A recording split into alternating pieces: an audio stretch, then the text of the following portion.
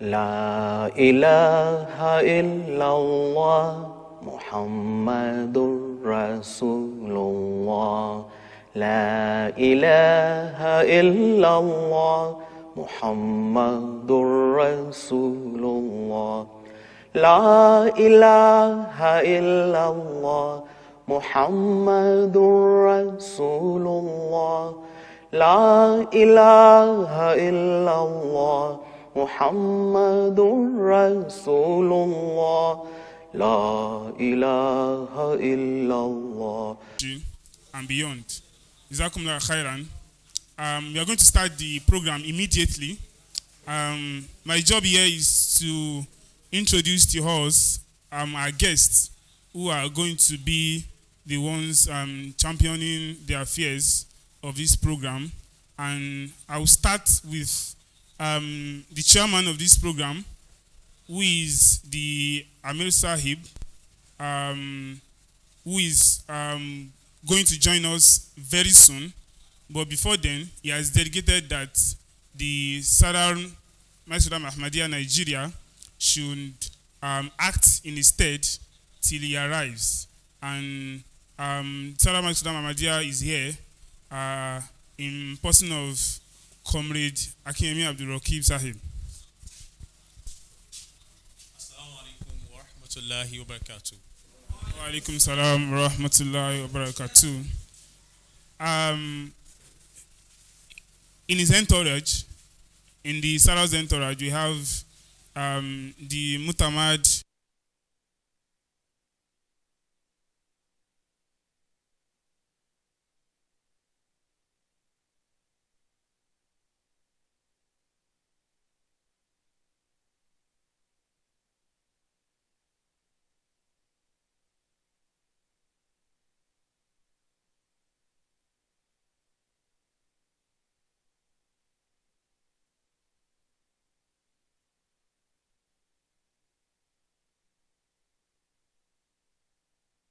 Amsa Nigeria, and is also a patron of Amsa Nigeria in person of Professor Abdulrahman Abdullah Sahib. Come and sit down at this side of the table, sir.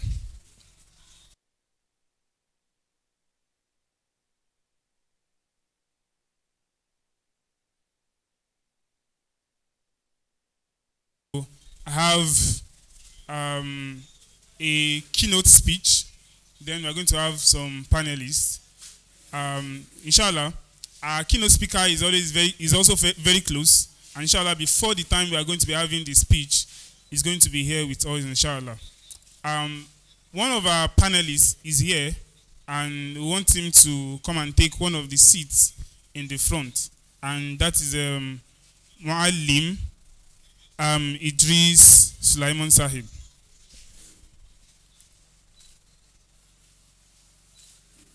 Jazakumullah khairan.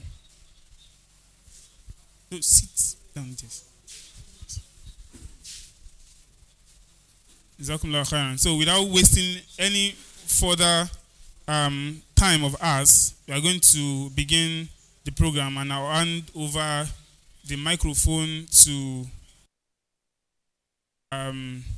chairman to continue paddling the keynote of the program. As soon as we have some of our guests in, I will come in to introduce them. Jazakumullah khairan. Assalamu alaikum wa barakatuh.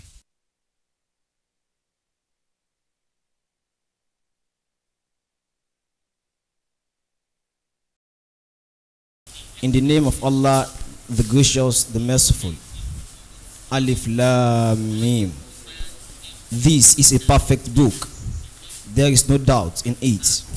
It is a guidance for the righteous who believe in the unseen and observe prayer and spend out of what we have provided for them, and who believe in that which has been revealed to thee and that which was revealed before thee, and they have firm faith in what is yet to come. It is they who follow the guidance of their Lord, and it is they who shall prosper. Assalamu alaikum wa rahmatullah. Assalamu alaikum wa rahmatullahi wa barakatuh. It's okay, I don't need this one. Assalamu alaikum wa rahmatullahi wa barakatuh. Jazakallah khairan, dear brother Abdul Basit Oladejo, for the rendition of the decision of the Holy Quran. May Allah Ta'ala illuminate every one of us with the light of the Quran. The next is the chanting of Qasida by Hafiz Ibrahim Faremi.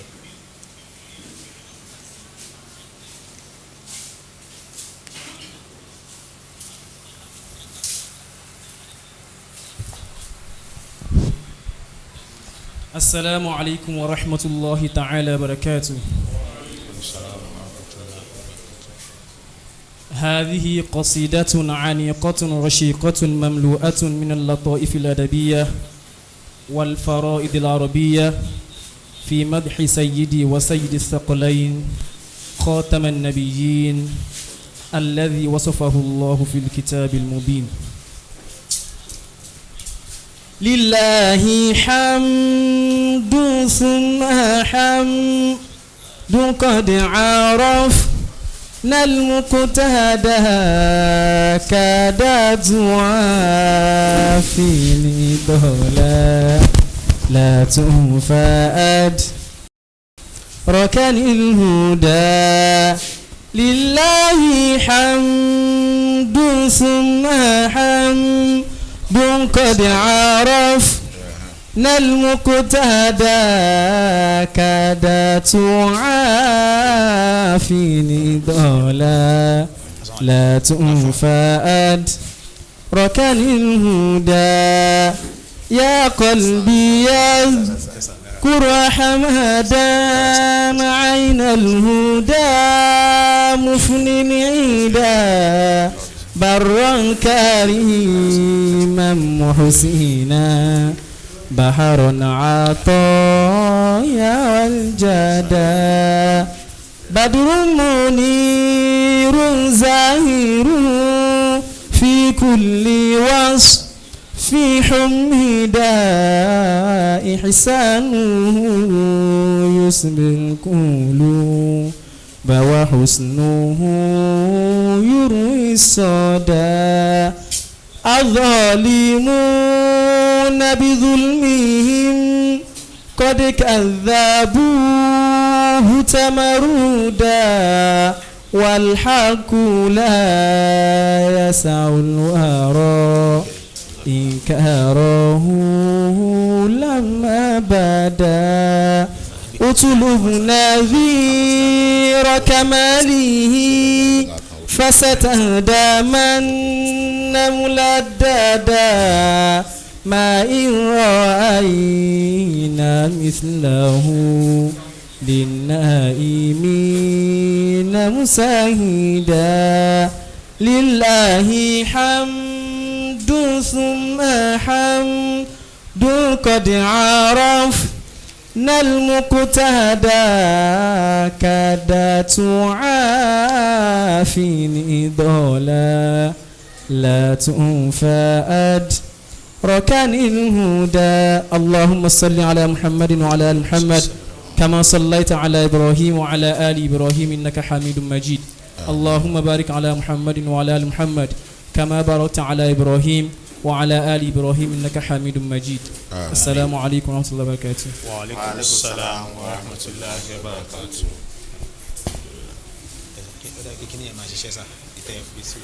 Okay. Assalamu alaikum wa rahmatullahi wa barakatuh. Wa alaikum salam wa rahmatullahi wa barakatuh. The next item on the agenda is opening prayers. Please join me in silent prayers. A'udhu billahi minash shaitanir rajim. Bismillahir rahmanir rahim.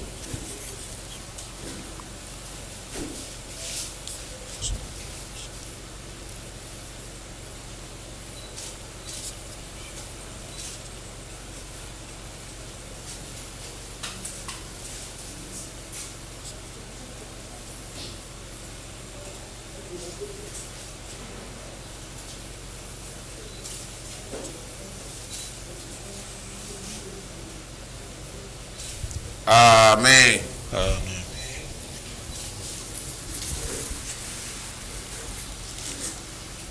The next item on the agenda is the Amsa pledge.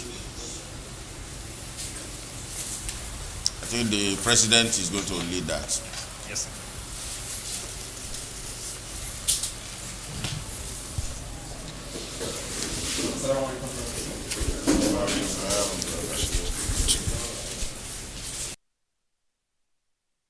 أن محمدا عبده ورسوله أشهد أن لا إله إلا الله وحده لا شريك له وأشهد أن محمدا عبده ورسوله أشهد أن لا إله إلا الله وحده لا شريك له وأشهد أن محمدا عبده ورسوله.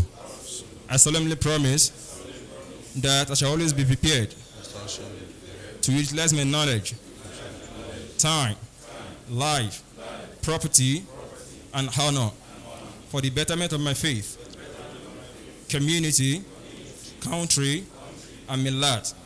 Moreover, I shall always be ready to make every sacrifice for upholding the cause of Khilafat al-Ahmadiyya and deem it binding on me to carry out faithfully every decision and command under the Islamic Sharia by the Khalifa of the time. Inshallah. Let us have our seat.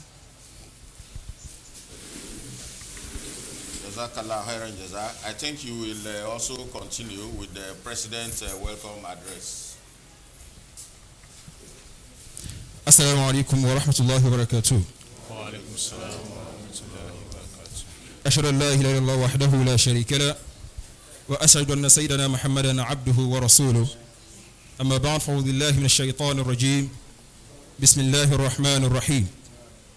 The respected Amir Sahib, Ahmadiyya Muslim Jamaat of Nigeria, respected Naib Amir, Finance and Admin, Ahmadiyya Muslim Jamaat of Nigeria, respected Sarah Sahib, Majlis Qudam Ahmadiyya Nigeria, respected National Tabligh Secretary, Barrister Badr Sahib, respected patron of Amsa Nigeria, Professor Abdullah Sahib, the keynote speaker, Dr. Tawfiq Adidaya Sani Sahib, the panelists and members of Amsa across Nigeria, Assalamu alaikum wa rahmatullahi wa barakatuh. Wa alaikum salam wa rahmatullahi wa barakatuh. It is with great joy I welcome you all to this year's annual Higher Institution Convention of Amsa. You will all agree with me that it has been a tough year for the whole world. The COVID-19 pandemic, initially thought to have been curtailed, resurged with the new Delta variant. The whole world was almost sent into another lockdown, no thanks to the Delta variant. However, all praise to Allah the Almighty for the success recorded in the production of the COVID-19 vaccine, which is being used globally to finally put the spread of the virus to bed. The Yoruba say in an adage, a child's hand is caught by a knife, then he threw the knife away. The deed has already been done. The world at present might be said to be gaining against COVID-19. However, the truth is COVID-19 has already left its mark on the world. By its mark, I meant its negative effect. Putting aside the countless lives that have been lost to COVID-19, another area where COVID-19 did strike badly is the economy. Though some businesses profited immensely from the COVID-19 outbreak. Using our dear country, Nigeria, as a case study, the country's economy that was hitherto struggling for survival was struck a death blow, which has landed the economy in a coma. As a result of this pitiable state of our economy, or as some would use it as an excuse, there has been an increase in crime in the country, ranging from robbery, kidnapping, assassination, rituals, theft, burgling, and the chief among youth, cybercrime. The increase in crime has thus taken away peace and security while bringing about fear and insecurity. All in the name of wanting to live beyond poverty, humans have lost their sense of being human. Respect has been lost for lives and properties. It is safe to say that man has found himself in the lowest ebb of morality. With all these illustrations in mind, this year's Ahic is themed rebranding faith, piety, and prosperity. First of all, this theme tells that prosperity is not prohibited in Islam. The only condition is that it must be attached to piety. If that is achieved, that is when you have a perfect faith. Also, it is observed that some faithful individuals who are always conscious of their actions shy away from pursuing worldly goods, thinking that it is either not necessary or that its pursuance is forbidden in Islam. Hence, here today, we wish to unveil the otherwise veiled truth about faith, piety, and prosperity. We seek to find a meeting point where they are in congruence and a separation point where they are in conflict. At the end of the day, we wish to get through to members who might be contemplating embracing crime in order to live a prosperous life and shy them away from doing so. We hope Allah make this easy for us. Ameen. As part of this year's Ahic, educational competitions like the Quran competition, Quran recitation competition, quiz competition, and the speech contest have been held, and the winners will be announced during the course of this symposium. Finally, I wish to appreciate the Amir Sahib for his fatherly support towards the success of this year's convention. We also appreciate the Sadar Sahib, Majlis Kuda Muhammadiyah Nigeria, the Sadar Majlis Ansarullah Nigeria, and every individual who have financially contributed to our pause just to ensure that we have a seamless Ahic. We say Jazakumullah khairan to you all. Once again, I say a warm welcome to our guests and to our speakers. I wish all a fruitful convention. Assalamu alaikum wa rahmatullahi wa barakatuh. Wa alaikum salam wa rahmatullahi wa barakatuh. Jazakallah khairan. The next item is the chairman's opening address, which I'm going to take.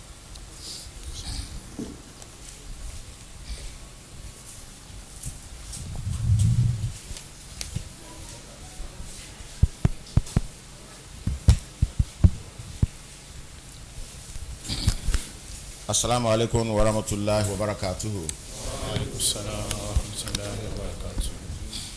أشهد أن لا إله إلا الله وحده لا شريك له وأشهد أن سيدنا محمدا عبده ورسوله أما بعد فأعوذ بالله من الشيطان الرجيم بسم الله الرحمن الرحيم الحمد لله رب العالمين الرحمن الرحيم مالك يوم الدين إياك نعبد وإياك نستعين اهدنا الصراط المستقيم صراط الذين أنعمت عليهم غير المغضوب عليهم ولا الضالين Ameen.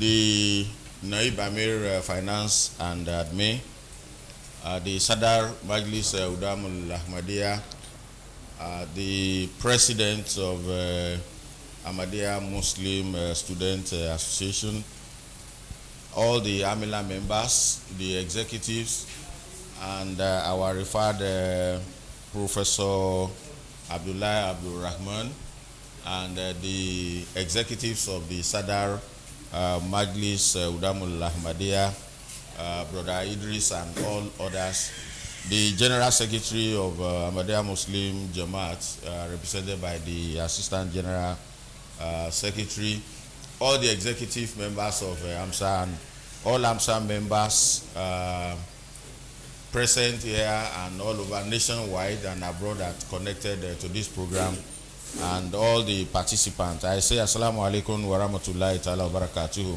Wa alaikum assalam wa rahmatullahi wa barakatuh. We thank Almighty Allah for making this Ahic a reality for this year, despite the COVID-19 challenges. It hasn't adopted the normal arrangements.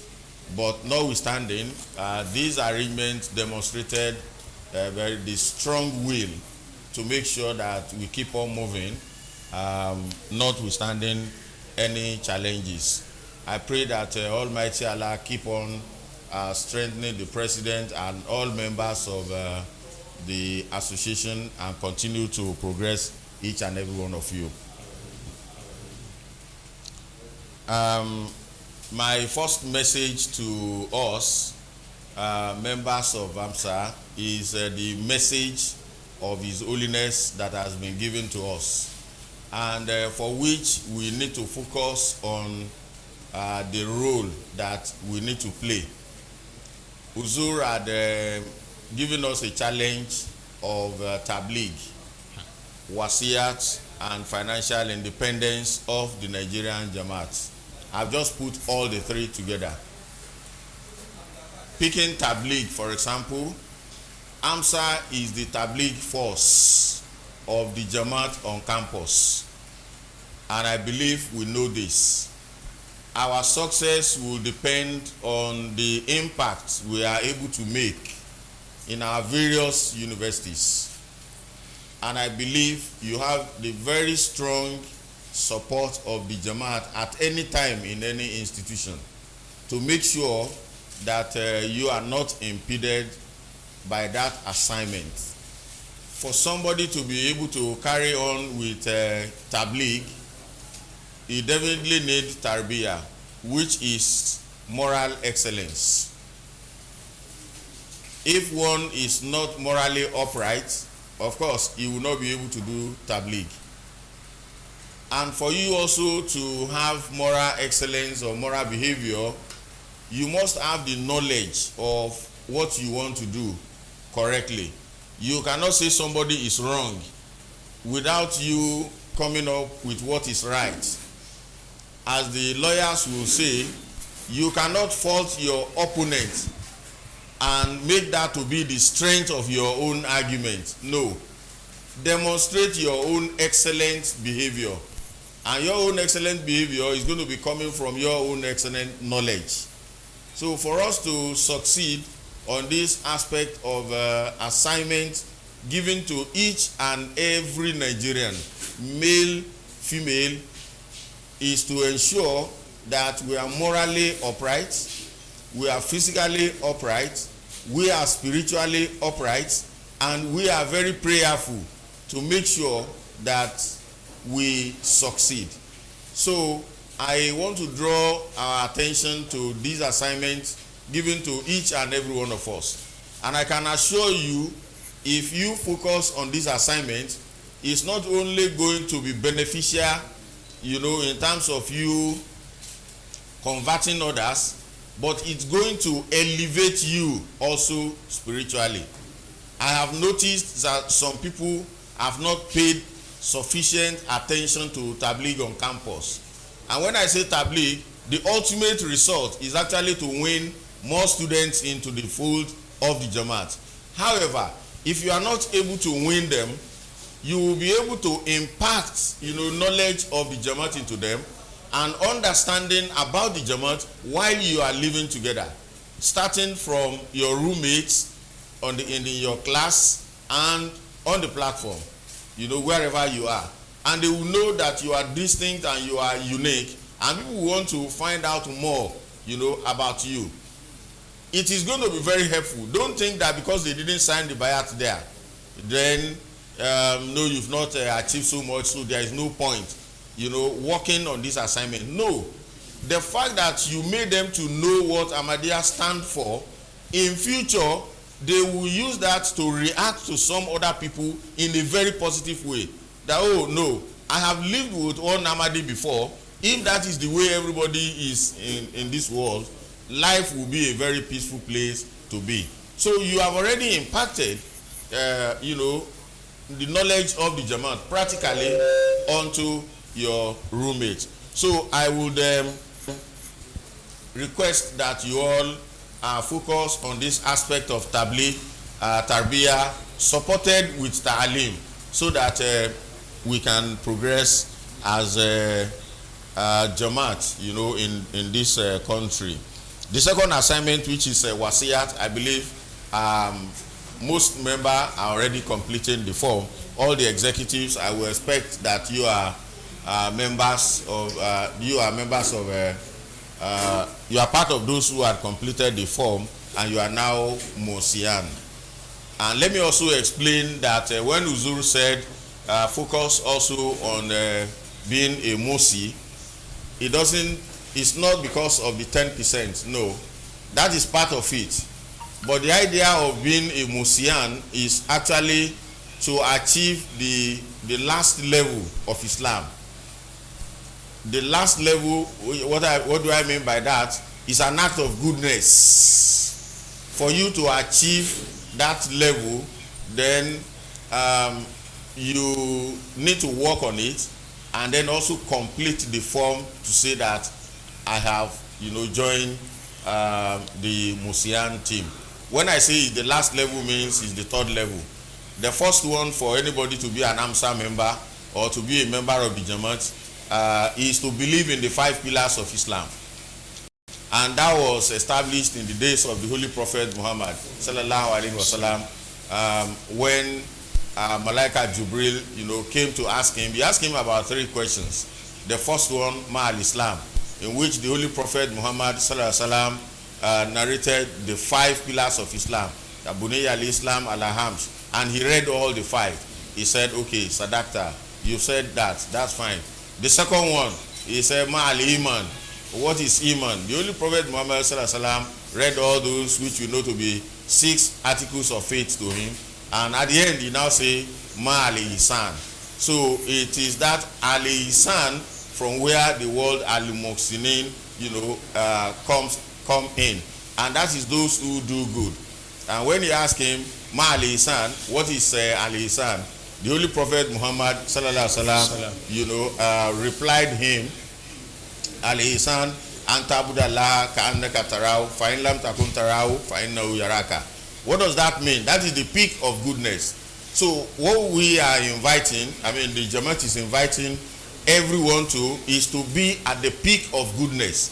So if you have a faith, for example, if you practice Islam, you say the 5 daily prayers, you do everything you do, but if you are not of good conduct, you are not moving up.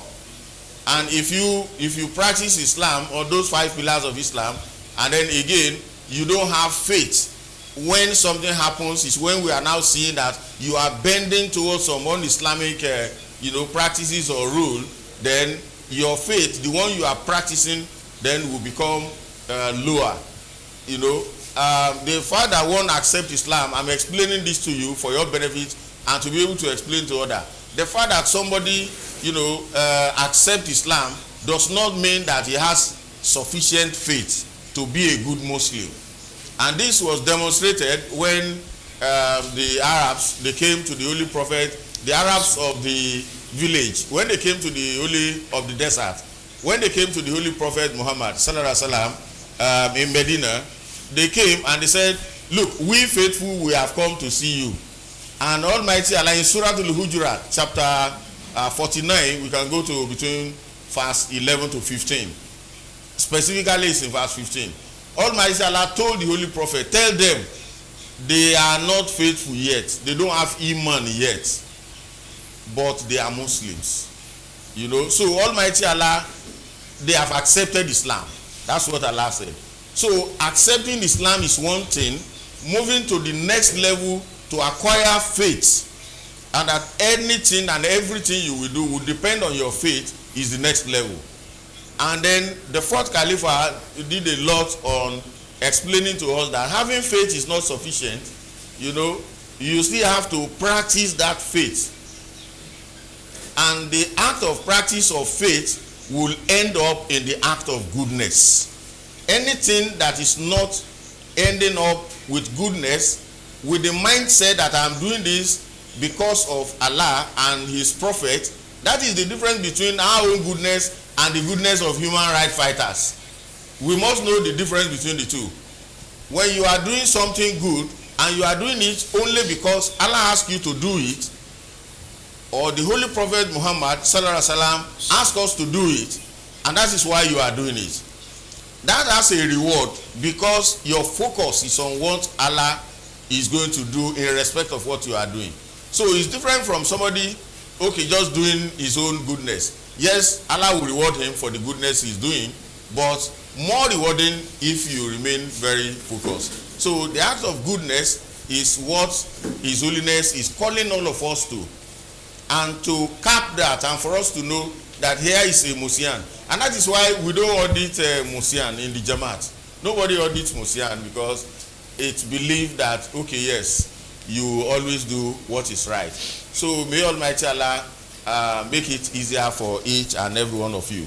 Now the third one is something that will concern you mostly, even though it's not all of you that are working as students. Even if you are working, that will be very minimal for now. The financial independence of the Nigerian Jamaat is another thing we need to work on. So I pray that Almighty Allah elevate each and every one of you, to be able to support the cause of the Jamaat. So I would move to point number 2, which is now the youth growth and development. The youth growth and development. What I want to encourage members of Amsa is to take education, or knowledge as a very serious matter, which you need to pursue with all your ability, with all your will, to make sure that you succeed in that area. May Almighty Allah make it easier for you. Now, why do I have to say this? A number of people, I have spoken to them, and they said that I am not able to further because I don't have financial strength. I don't have financial support. So after the first degree, I stop, and that's it. I'm not saying those with first degree cannot, make it. But I want to say with my very strong and honest belief that personal financial constraint is not an excuse or a constraint that will make somebody to be stalled. No, I don't believe in that. And I'm speaking from experience that some know. I never believe that if I don't have money, that's why if I want to do PhD, I will not do, and because I am married. No. If you want to do it, there are verses in the Holy Quran that support you to do it with the help of Allah. And وَمَنْ يَتَقِ اللَّهَ يَجْعَلْ لَهُ مُخْرَجًا وَيَرْزُقْهُ مِنْ حَيْثُ لَا يَحْتَسِبُ وَمَنْ يَتَوَكَّلْ عَلَى اللَّهِ فَهُوَ حَسْبُهُ إِنَّ اللَّهَ بَالِغُ أَمْرِهِ قَدْ جَعَلَ اللَّهُ لِكُلِّ شَيْءٍ قَدْرًا. I so much believe that anything you want to do, all you need to do is to agree it with Allah. How he will do it, leave it with him, and he will do it. People have told me, when I tell them, please move on to your master's and then your PhD, and then further to do, they say, because I'm contemplating marriage, or I'm married with only one kid. Your problem, your challenge, not really problem, your challenge was smaller when you are just married. When you have just only one kid or two kids, your challenge is smaller, and your challenge will be growing every single day. You have to take the right course by taking the bull by the horn. Your challenge is not going to be removed by you removing your way from your way of growth. Some people, as I have mentioned, if you leave your path of growth because of a perceived challenge, then you are creating bigger challenges for yourself. The thing is to focus on what you want to do and then leave it in the hands of Allah, because there is not going to be a time in life that you will be fine. No. If you are thinking that, some of us are thinking of a whole lot of things which we know that it is only the mercy of Allah that can do this. It's not, nobody has the resources of what you want to do, and at no time will any man has the resources for what you want to do. The richest people in the world, you can see them, the hours they sleep is lower than the hours that we sleep, isn't it? Are they satisfied? No, it's not going to be possible. So the thing is that you must follow the right, path to growth, and do not box yourself to a corner.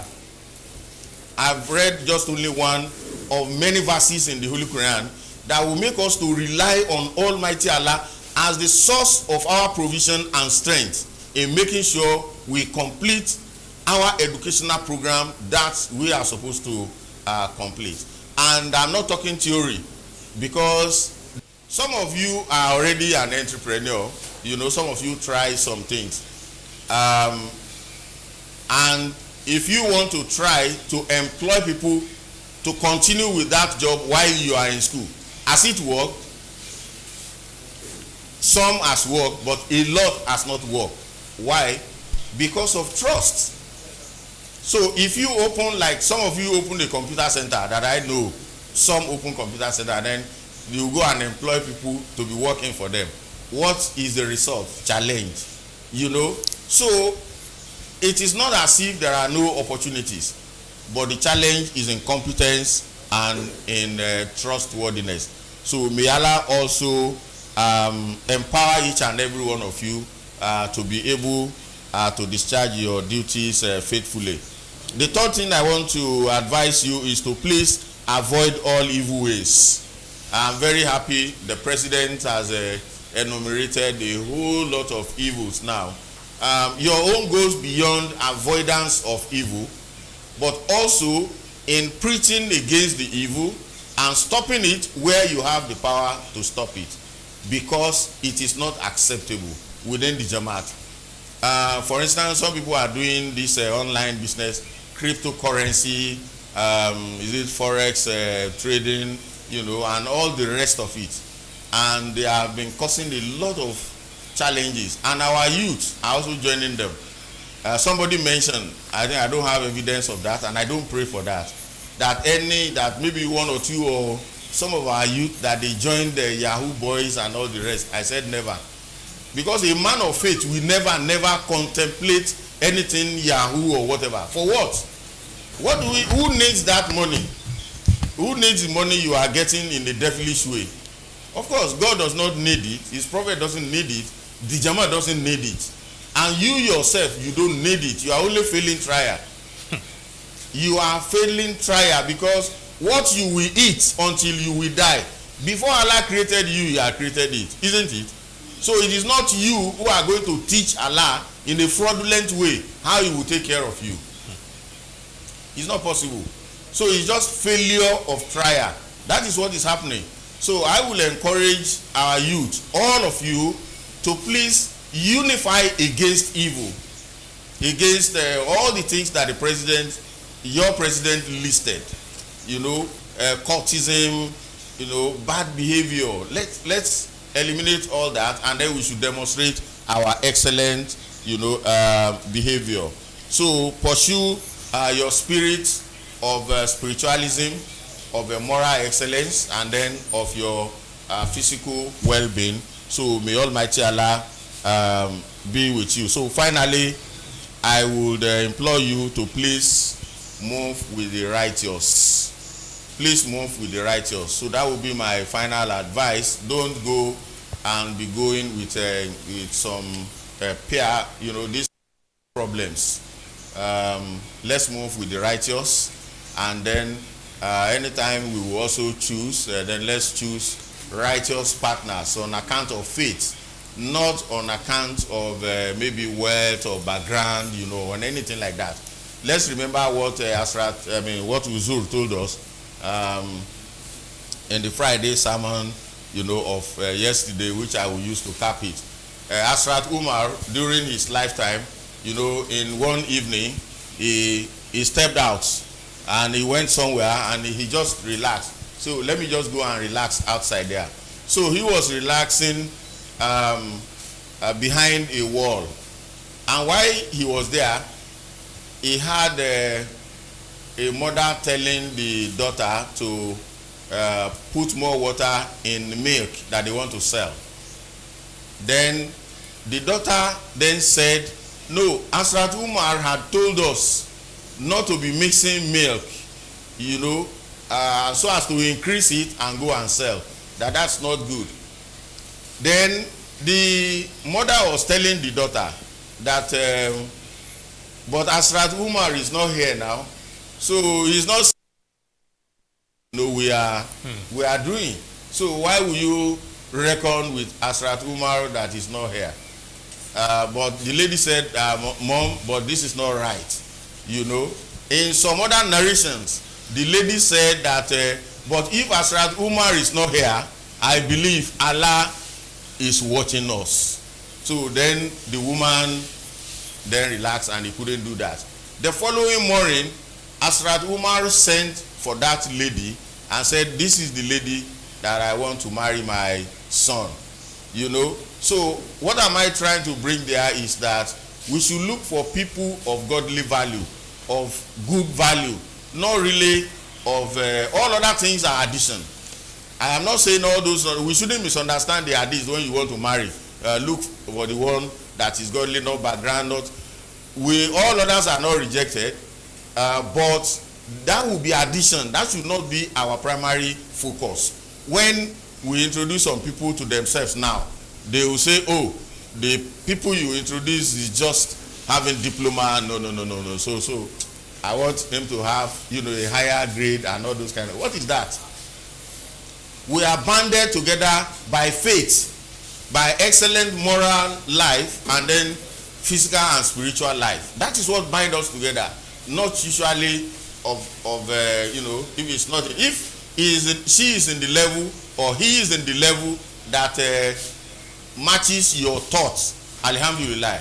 But if not on that level, I would suggest we learn from Asrat Umar what he did, in terms of having a godly foundation, and there will be peace in our family. So I pray that Almighty Allah bless this program, and then bless each member of the Amsa, and then assist you in all your ways. And anytime you are praying to him, I pray that Almighty Allah accept your prayers as a sign of his divine support. Amen. Amen. Assalamu alaikum wa rahmatullahi ta'ala wa barakatuhu. Wa alaikum assalam wa rahmatullahi ta'ala wa barakatuh. Jazakumullah khairan, sir. Yes, sir. Yes, sir.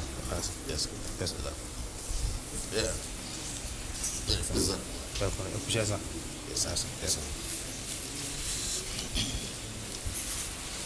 Assalamu alaikum wa rahmatullahi wa barakatuh. Wa alaikum assalam wa rahmatullahi wa barakatuh. The next item now is the keynote speech, which is going to be delivered by our immediate past Sadar Majlis Udamul Ahmadiyya Nigeria, Dr. Taufik Sani, MBCHB, MPH, FWACP, and PhD. So I have the honor of inviting Dr. Saab to come and deliver his speech.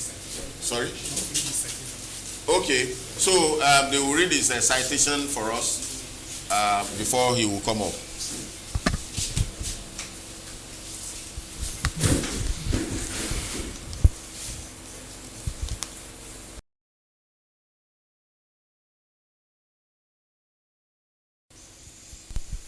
Assalamu alaikum wa rahmatullahi wa barakatuh. This is the citation of Dr. Taufik Sani.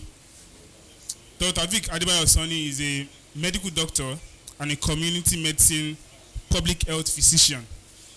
He was born 4 decades ago in Ibadan, the state capital of Oyo State. He's a native of Ogbomoso, North Oyo State. He had his elementary nursery education at Calvary Nursery School, Akpata, Ibadan. Had his primary education at Ibadan Municipal Government, IMG Primary School 1, More Plantation, Akpata, Ibadan. He proceeded to Akpata Community Grammar School, Akpata, Ibadan for his junior secondary school education, and later to School of Science, Okebola, Ibadan. Now Alayande School of Science, Okebola, for his senior secondary school education. Dr. Sani got admitted to Olabisi Onabanjo University, Ago-Iwoye, Ogun State, where he bagged his Bachelor of Medicine and Surgery degree, MB CHB, in 2010. He also bagged a Masters in Public Health degree from the same institution in 2015. He worked briefly with the Ogun State Hospital Management Board before resigning to pursue his residency training in community medicine and public health at Federal Teaching Hospital, Ido-Ekiti, in November 2014. Dr. Sani is a fellow of the National Postgraduate Medical College of Nigeria in Public Health and Community Medicine, and also a fellow of the West African College of Physicians, Community Medicine. Dr. Sani is a PhD in Public Health student at Texila American University, Guyana. He has certification in Leadership Management, in Health, and also Health Economics from the University of Washington. Dr. Sani worked with Olabisi Onabanjo University Hospital, Shagam, and Federal Medical Center, Abeokuta, during his housemanship training. Worked at State Hospital Ishara, Remo, as a medical officer. He also worked in the Department of Community Medicine, Federal Teaching Hospital, Ido-Ekiti, as registrar and senior registrar. He is currently a post-part 2 fellow in the same department. Dr. Ahic Adebayo Sani was a vice president too, and then president of the Arabic and Evangelical University Medical Student Association. He was also the caucus chairman of the Nigerian Medical Student Association. He was an assistant general secretary and two-term president of the Association of Resident Doctors, Federal Teaching Hospital in Ekiti. He was a deputy caucus leader and later leader of Southwest Caucus of Nigeria Association of Resident Doctors. Dr. Sani was a SEC member of Nigerian Medical Association, Ekiti State, for some years, and also a member of NMA National Committee on NIMSA between 2017 and 2019. He was also a former PRO Association of Public Health Physicians in Ekiti State. Dr. Sani served as unit president, OOU Agoiwe, state president of Ogun State, and later national president of Ahmadi Muslim Student Association while he was a student. He is the Sadar national president of Majlis Ahmadiyya. He was the Sadar Majlis Ahmadiyya Nigeria. He earlier served the organization at district level, served as state chairman, Ogun State, national vice president, Southwest, national vice president administration, before assuming the position of the organization national president. Dr. Sani is a lover of selfless service to humanity, a principle the Ahmadiyya Muslim community is known for. His membership of Majlis Ahmadiyya Nigeria afforded him the opportunity to engage in many of such services vis-a-vis voluntary blood donations, community services, or filling of potholes, clearing of drainages, etc., free medical outreaches, and free surgeries. He is a researcher and has been privileged to author and co-author about 16 research articles published in reputable local and international journals. He also loves traveling, reading, teaching, and watching movies. Dr. Ahic Adebayo Sani is happily married to lovely wives and blessed with aspiring children. So I present to you Dr. Ahic Sani Sahib.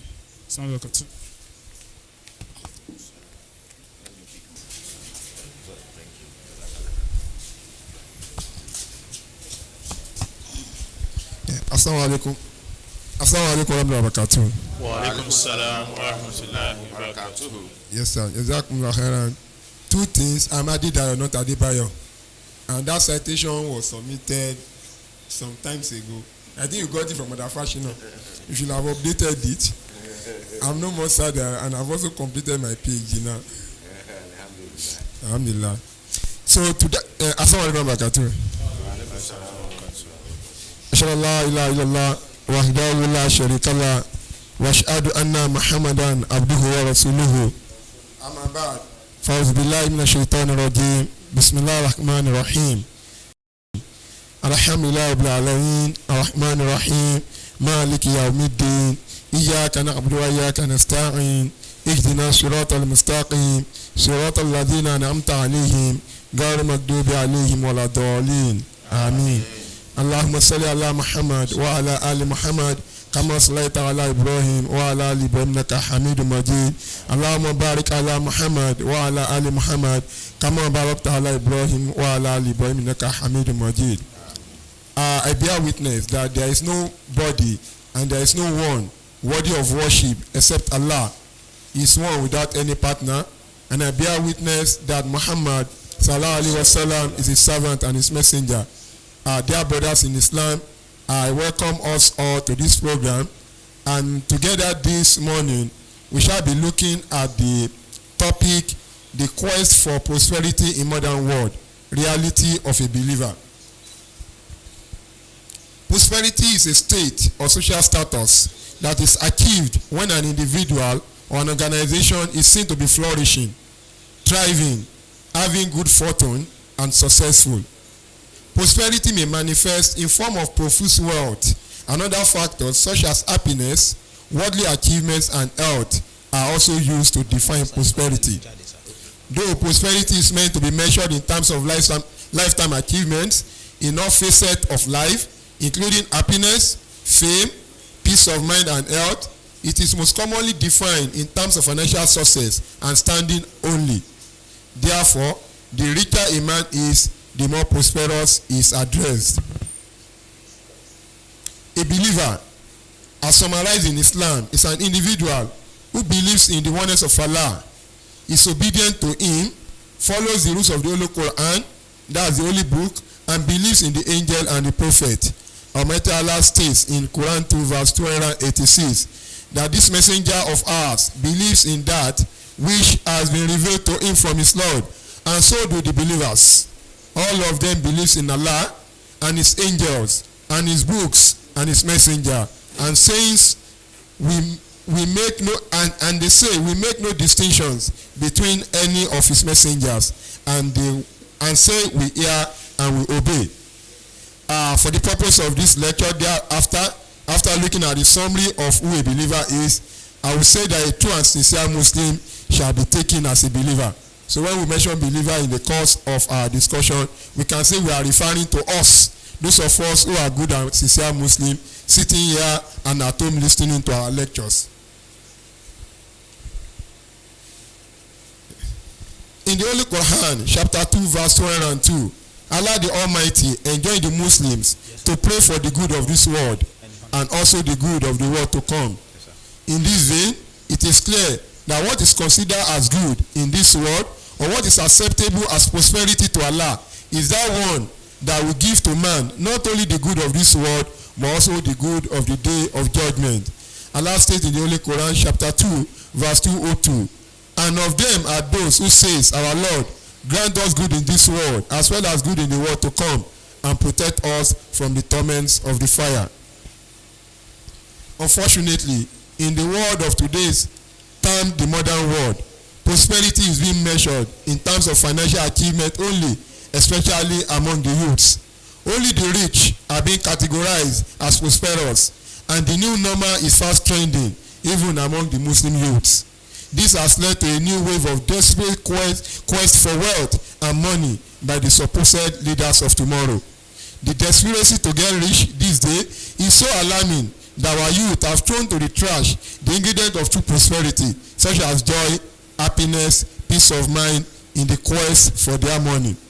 What I'm trying to say is that today, what is trending all over the world is for people to be prosperous.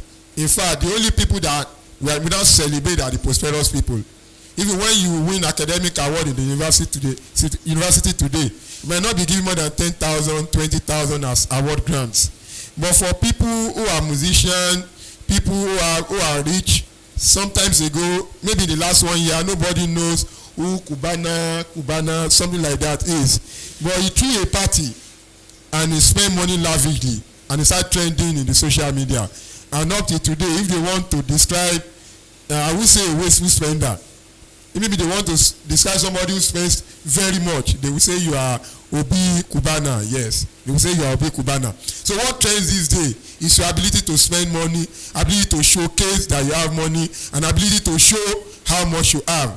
And that has affected all our youth to the extent that the person who first started this among the youth was Aruna Shola, who said, "Wafe Jashe" or so. That was when the trending of people want to be rich at all costs started.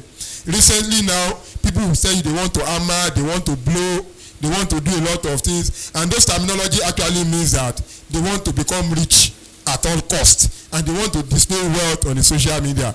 Even for you to know those who are rich these days, if you look at DP of people and you see them wearing clothes and cap, you know that they are not rich. But if you see people with long chains on their neck, they will do some haircut and they will put on some gold. You know that these people are the rich, and that's what is trending presently in the entire world. The slogan that money can buy, yes. The slogan that money can buy everything and anything has also worsened the human thinking about getting rich. The youth of today believes that once they get money, other good things, including joy, happiness, fame, and good health will follow. Truly, money can buy most luxury of this world, fame and popularity. But sadly, it has been observed that many rich personalities die without peace of mind, joy, and happiness. Also, not all diseases can be cured, even with man having all resources at his disposal. Cancer and COVID-19 are good common examples that have shown us and that have proved wrong that money can actually buy anything. In the course of first wave and second wave of COVID-19 in Nigeria, the people that actually died were the rich. Senator Ajimobi died, Buruji Kashamu died. A lot of rich people actually died in Nigeria during that first and second wave, showing us that some diseases are not respectful of how rich you are. So it is a sign that actually money may not be able to buy everything. Hence, in its true sense, money cannot buy everything. Many head of states, wealthy individuals, and famous identity have succumbed to emotional distress, ill health, and have even died at their prime age despite good money at their disposal. Many died in dark sadness and with regret. This is a proof of the deficiency of the definition of prosperity. What we don't know, many of us who are young, is that a lot of rich people are actually suffering from some mental illnesses. We might think that when people have money, they are rich. No, a lot of them have depression, a lot of them have anxiety, a lot of them have a lot of psychological disturbances out of the richness that they have. So the belief that when you are rich, you are everything, or you see a man that is rich, you think the man is better off you, might actually not be correct. If you get to the hospital, in fact, maybe God knows how to do it. Disease has been very, very kind to the poor. God knows that maybe it has knocked them out before getting to the hospital, or God knows that they will not be able to afford it, and God did not give. If you get to rich people, they have a lot of diseases: hypertension, diabetes, cancer, a psychological problem, mental illnesses, and illnesses specifically meant for the rich. In fact, you will not see majority of them in the poor, because for the poor you have coping mechanism. For example, as Amsa members, I know during our own days, I don't know if it happens now. If you want to go to Amsa program, you don't have money. We usually trek. You will trek long distances to go for Amsa program. Then we are doing Amsa national meeting in Ife, and I was in Osu. If you want to go for a meeting, you do cab from Shagamu to Ibadan, go and wear sole. After Iwo Road, you move up, you drop. Those are ways we usually manage ourselves. But for the rich, when they don't have money, most of the time, they don't have what we call coping mechanism. They cannot cope without those money. And if they cannot cope, they will now break down with the display of one mental disorder or the other. This mental disorder might actually not be obvious to us. We might not know, but many of them are actually battling a lot of diseases. And we should know this before we start craving for our unnecessary wealth. Dear brothers in faith, this modern world has witnessed a wrong presentation of true prosperity and has shifted attention to making money irrespective of the means, and has celebrated the rich, not minding their source of wealth. As much as Islam allows us to strive to be prosperous, it also guided us on the acceptable means of doing so. The good of this world is beyond money, but also good name, internal joy and happiness, peace of mind and good health. To cap it all, a man will be truly prosperous if after enjoying this world, he is also fortunate to have done enough good and has lived a godly life to enjoy the world to come. True prosperity was exemplified in the life of the Prophet, in the life of the Holy Prophet Muhammad sallallahu alaihi wasallam and his companion, and even by extension in the Ahmadiyya Muslim community. In the above-mentioned personalities and organizations, we have various forms of financial successes combined with great spiritual excellence. Many of them are even famous till today, and they live a life worth of emulation. If you look at the history of the Sahabas, I don't think that we have in recent years people who are as rich as Hazrat Abu Bakr, and is also ready to spend that richness in the cause of Islam. They are rich, and they also serve Allah. Hazrat Umar, also very rich and also serve Allah. Abraham bin Auf, very rich Sahaba of the Holy Prophet Muhammad, and also serve Allah. So we have seen that from the history of Islam, we have seen people who are rich and also serve Islam with their richness, and they actually help the cause of Almighty Allah with their richness. If you also look at the Ahmadiyya Muslim community today, don't look at Kudamo, look at the Ansarullah. Many of our fathers are very rich and they are doing well. They might not be very rich as Kudam, but as people transit from Kudam to Ansarullah, you see them getting very rich and doing well in life. And if you look at the people who are holding a lot of economy, a lot of sectors in Nigeria today who are Muslims, you see that Ahmadi forms a chunk of these individuals. And you will see then that despite this richness, they also serve Islam, they are also serving Allah. So it shows that the true example of what prosperity is has been defined by Islam, and we can see this in the Jamaat. Mention any of our Khulafa that is not rich. They might not be rich in terms of having dollars or having money in their account, But when you see them, you will know that Allah has blessed them with prosperity. And in doing so, they are also leaders of Islam today and the leaders of the faithful.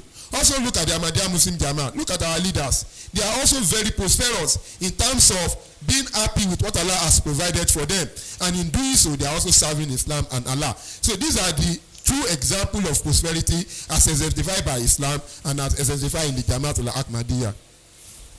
Therefore, our youth should firstly get the true meaning of prosperity and shun this new trend of making money at all costs. Why should man betray his strength and ability by taking shortcuts to get rich? Most of the time, when you see people doing a lot of things to get rich, they have actually succumbed to believing in their ability. It's like a student that wants to go and do examination malpractices before passing. That student has lost confidence in himself of passing his exam without cheating. So when you see people getting desperate about making money, it's because they have lost confidence in themselves. I used to tell people who are close to me that the fact is that for every individual, if you have confidence in yourself, if you believe in the ability God has given to you, you will be rich. It's a matter of time.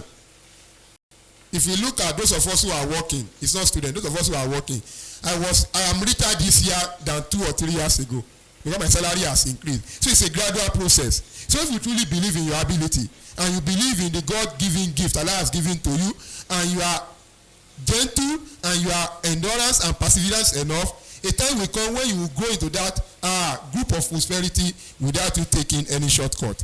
So why should man betray his strength and ability by making shortcuts to get rich? Why should man distrust his creator so much to not give in to financial crimes, robbery, stealing, fraud, corruption, money rituals, cybercrime, prostitution, kidnapping, and other vices just in the desperation of getting rich? As if forgetting that it is only with Allah that the goods of the world are, as if forgetting that only Allah it's only with Allah that we have the good of this world. The Holy Quran chapter 11 verse 9 states, and there is no creature that moves in the earth, but it is for Allah to provide it with sustenance, and He knows its lodging and home. All this is recorded in a clear book. If as Muslims and as believers we remember that for all the creation of Allah stated in this verse of the Holy Quran, Allah has a provision for His sustenance, and Allah also knows where we are, where we dwell, and has recorded for us what our prosperity will be in a clear book that nobody can manipulate. The only thing that can manipulate our destined prosperity is with prayers, and Allah can only improve it. That's why the Holy Islam told us in one of his hadiths, La yarudu l-qada'a illa duha wa la yazidu fil umuri illa libir, that our destiny cannot be changed except with prayers. If we like, let us do anything that we want to do in life. It will not change our destiny. Whatever Allah has destined for us in His clear book will not be changed. Only prayers can change it. And I do tell people who are close to me that for every creation of Allah, Allah has given to us our own level of prosperity. And as one elder has continuously told us, that our level of prosperity, let us put it as a form of water in tanks. Some people are so blessed that their own tank is filled up. They have a full tank of prosperity. And this prosperity, of course, will be different from others. Some have tank, some will quarter tank. What Allah has done for everybody is to help us open our tap. The tap of our tank containing our prosperity, which is now water, at a level that it will sustain us till our stay in this world. So to some people, their tank is well open and the flow of prosperity is very high and is very much because they have a full tank. But for some of us, maybe we have 1/4 tank, and Allah has opened in a small amount that it will continue to sustain us till our stay in this world. So if we do anything to make money, even if we do money rituals, those things will not change our prosperity. Nobody except Allah can actually give us prosperity. So if we do money rituals, all those people, or we take any shortcut, what we are just doing to ourselves is just to go and open our tank fully. That's why you see some people, they have 1/4 tank. When they now go and use one shortcut to open their tank fully, within a few years, the water will now be exhausted. What should have lasted them till the end of their year, of their life, will now be exhausted in between. So what now happens at the end is either they now die prematurely or they now go back into poverty. And that's what you see in people who are actually claiming that they have arrived today. Because my question is, how many persons have you seen 30 years ago who was reigning through a fraudulent means is still reigning today? Mention one person. Somebody who used a fraudulent means of getting money, who was reigning 20 years ago and is still reigning up to today. Tell us. They only reign for some time. They will make the money, they will fame. It's either they die after some years and their chapter closes, or the money goes down and they go back to poverty. Even musicians, if care is not taken, if they do other things with their music, maybe they go and carry cocaine or do something, you see then they will boom at one point in time. But with time, the money will still go down and still go back to the level that Allah has given to them. So there is no gain in going through any shortcut, and there is no way any shortcut will make anyone rich. No doubt, the modern world is too permissive with a lot of freedoms. People's source of wealth is no more questioned. The idol of fame and popularity is now money. Money is so much celebrated that man has now gone so low to the extent of killing to get to this new celebrated status. Criminals are now becoming the celebrities and models of today's youth. The leaders of tomorrow now feel more comfortable to be called a criminal in disguise in the name of Yahoo boys than to be called an hustler. Should a believer join this new world order in the name of being rich? A modern world where the so-called prosperous guys are not guaranteed good, prolonged life and peace of mind. History has shown that no money acquired through the back door will stand the test of time. Prosperity without sincerity, hard work, truthfulness has not been proven to guarantee the future in this world, less of the world to come. The reality of a believer. As stated earlier, a believer is he who believes in Allah and his messenger. He does not only believe, he also allows the rules and regulation of the religion of Islam to guide his steps and dealings.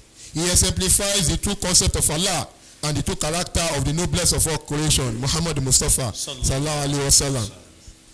He understands he needs to try to achieve this world through all legal, religiously, morally, and culturally acceptable means. He also needs to try to achieve the hereafter. Whatever will make him lose heaven or make him stand against Allah is abandoned, even if it will give him great wealth and prosperity. He acts within the confines of religious rules. His only aim at targeting prosperity is to take care of himself, his family, the Jamaat, Islam, and humanity at large. So he strives towards this, but with no desperation. What I have tried to explain here is that if truly we are Muslims, and if truly we are Ahmadis, then our thinking about making money should be different. We should be thinking about making money to serve our life, maybe to be comfortable, be able to eat, be able to wear good clothes, be able to build a house, maybe be able to also use good cars, and also to take care of our family, send our children to school, take care of our immediate family, take care of our parents, and also to also serve the Jamaat, pay our Shanda Am, pay our Shanda Wasiya, pay our Tariq Jadid, pay other funds that are required of us in the Jamaat, and also be able to help the cause of Ahmadiyya. Our Jasa ground is there. We have not developed it fully. And Ahmadi should be thinking, okay, if I'm prosperous, I'll be able to spend my money into this kind of activity that will help the Jamaat and serve Islam and serve humanity at large. Truly, if this is the reason why everybody is looking for money, then there is no need to be desperate. Because it doesn't make sense for you to go and steal money and go and give it to the Jamaat. Of what gain will you derive when Allah will punish you for stealing and you want to come and steal to spend? How much will you spend? In fact, when we start making money, we'll get to know that the amount of money that will make us comfortable is small. In fact, go and ask people who are rich or people who are collecting salary. The amount of money that we spend on our personal life in eating and in buying clothes and in taking care of our family is so small. The others are maybe invested into maybe making more money, building houses, buying cars.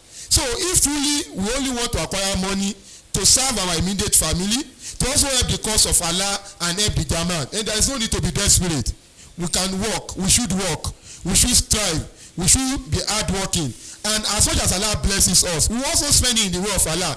And to make Islam so easy, Islam do not ask us to pay a certain amount of money. It will ask us to pay for what is provided for us. Because Allah understands our provisions. So Allah will say, spend out of what is provided for you. So if you are provided 1 million, spend out of 1 million. If you are provided 10 million, spend out of 10 million. If you are provided billions, spend out of the billions. We are all equal in the sight of Allah.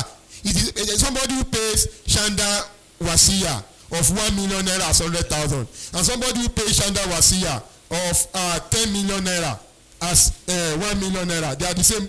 They are paying the same thing to Allah. This one is paying 10% of his money. The other one is paying 10%. Though one is 100,000, one is 1 million. They will get the same reward of paying a particular percentage of their money, and that's what is good in Ahmadiyya. So there is no reason to be desperate about acquiring wealth. There is no reason to be desperate about acquiring money, because if you get that money, you cannot drink. I do tell people that the only way you can enjoy being rich is if you can drink, you can smoke, you can club, you can carry women. If you don't do all that, then don't be desperate, because the money will be useless. If you just be in bank, there will be no way to spend it. Because you cannot eat more. If you eat 3 meats, then you'll be having pain in your teeth. If you eat too much, you will get sick. You cannot be wearing 3 clothes in a day. They will think something is wrong with you. If you wear 1 cloth in the morning, go and change in the afternoon, they will start asking you questions. So usually, as an Ahmadi, as a Muslim, and as a believer, we do not need to be desperate in being rich. If Allah give it to us, alhamdulillah rabbil alamin, we pray to him to guide us in spending it. If he doesn't give it to us, we shall say what he has given to us and move on in that direction. He remembers, I'm trying to talk about a believer now. He remembers he has to account for every penny made and how it was spent. He remembers that no matter how rich he is, without joy, happiness, and sound health, everything in life is vanity. Allah says in the Holy the hadith of the Holy Prophet Islam, that kulukum ra'i wa kulukum mas'ulan ra'iyati, that we are all guidance over what is given to us, and we shall make account of everything. So every money that we will make account of it. Some people will claim that they will quickly do yahoo. They will now go and invest the money, and when they invest, they will not do yahoo again. Number one, nobody starts something bad and stop. When people rob banks, they will carry all the money of everybody. They will still go and rob again until they are arrested. People don't get satisfied with what they have. That's number one thing. And number two, you cannot lay the foundation of your richness on corruption. If you do yahoo today and you are rich, it's because Allah has destined you to be rich. If you are patient, if you are enduring, Allah will have given you that money at the right time. So we must know that we account for everything that is made in this world. How you make it and how we spend it, we also account for it. So there is no need to be desperate in getting rich. A good believer is also always conscious he will leave this world one day, and when leaving, he will do so without taking along any of his prosperity or property. He acknowledges the importance of good name and is ready to protect it. A true believer values the life to come, and he won't joke with it in this present life. He understands what true prosperity is as against the new world order. He strives to get rich within the religious and legal framework. He understands the difference between prosperity and being popular. He loves Allah and listens to him, obeys the Quran, and follows the instruction of Caliphate Masih.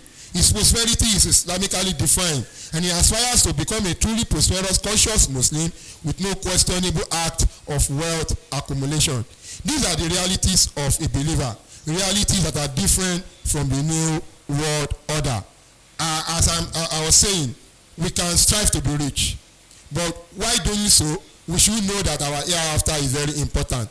While doing so, we should know that we account for everything that we have made. While doing so, we should know that we leave this world one day and will not go to anywhere with it. In those days, when we used to do Jasa 2-3 years ago, I remember that some Kudam then will come to Jasa to come and display their wealth. Some of us will wear Kudam uniform, we look so dirty, so again, moving all around to ensure that things are done. So we put on nice clothes like this, and they will cruise cars around cars around within the Jasa premises. They will show that they have money. The question I ask myself today is, are they still richer than us today? The question is, if they have cars now, we also have cars. If they have builders, we have also builders. You will now see that we are now equal eventually. For those who serve and for those who do not serve, whatever Allah has destined for us, we will get there eventually, and there will be no difference between all of us at the end of the day. Allah states in the Holy Quran, Quran 102 verse 1-9, that in the name of Allah, the gracious, the merciful, mutual rivalry in seeking worldly increases divert you from divert you from God till you reach the graves Nay, you will see no, you will still come to know. Nay, again, you will still come to know. Nay, if you only knew with certain knowledge, you will surely see hell in this very life. Aye, you will surely see it with your eyes of certainty. Then on the day, you shall be called to account about worldly favors. So what these verses of the Holy Quran have started to display to us is that the quest of seeking for prosperity has been, as it is being done today, will only continue to take us away from Almighty Allah. And in taking us away from Almighty Allah, right in this world, and that's the way we will be till we enter our graves. If we allow prosperity to take away our mind, we will be there till our grave. And if death eventually come without us serving Allah, with us seeking for prosperity in the wrong manner, then we will have seen hell even in this world before getting to heaven. And Allah will call us to favor, to account of all the favors we have gotten in this world. Dear brothers, only Allah provides, and His provision are in line with as destined for individuals. Therefore, it may be our decision to accept this reality. Therefore, it may be our decision to accept this reality that Allah provides, enjoy our financial status as it is provided for us presently, continue to be hardworking, be eventually happy and joyous, have peace of mind, and protect our hereafter.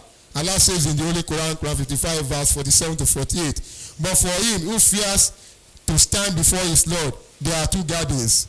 We then of the favor of Almighty Allah do you want to deny? For Muslims, if you strive to get our prosperity in a religious and legally acceptable manner, we will eventually get two gardens. We will be rich in this world as Allah provided for us. We also not lose the richness of the world to come. The other option that we have, if we do not want to follow the path that I read earlier, to be gentle with our quest for prosperity, the other option is for us to follow the entire world and be desperate in our quest for wealth. But to follow the path of Allah and strive to be prosperous within the religious framework is no doubt the best and the most everlasting. May Allah guide us all and bestow us all with true prosperity, devoid of impunities in this world. May He also grant us the good of the hereafter. I really appreciate this opportunity to address you, and I thank you all for your audience. Assalamu alaikum wa rahmatullahi wa barakatuh. Wa alaikum assalam wa rahmatullahi wa barakatuh. Jazakallah khairan jazaa. We thank Dr. Saab for that lecture. Even though we've extended the time, but we think he's really punching the key issues that we need to take away. So may Allah continue to sustain and increase him in knowledge and in piety as well. I will be taking your permission to leave, and then the Sadar Majlis Udamullah Ahmadiyya is going to continue as a chairman, for the session. But before I go, let me recognize two people. Missionary Sulaiman Idris, I welcome you to this program. You are most welcome. He is going to also be introduced by Sada. Also the National Tabligh Secretary, Barrister Badru Saab. So you are most welcome. You have to please come to the front here. He's a national Amila member, so you are welcome. Sure. So I would at this point hand over to the Sadar Majlis Udamullah Ahmadiyya to please continue with the panel session. Assalamu alaikum wa rahmatullahi ta'ala wa barakatuh. Wa alaikum assalam wa rahmatullahi wa barakatuh.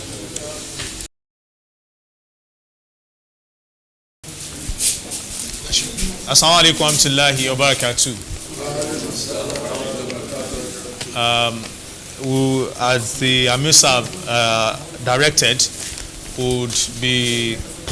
would continue the program from where it stopped.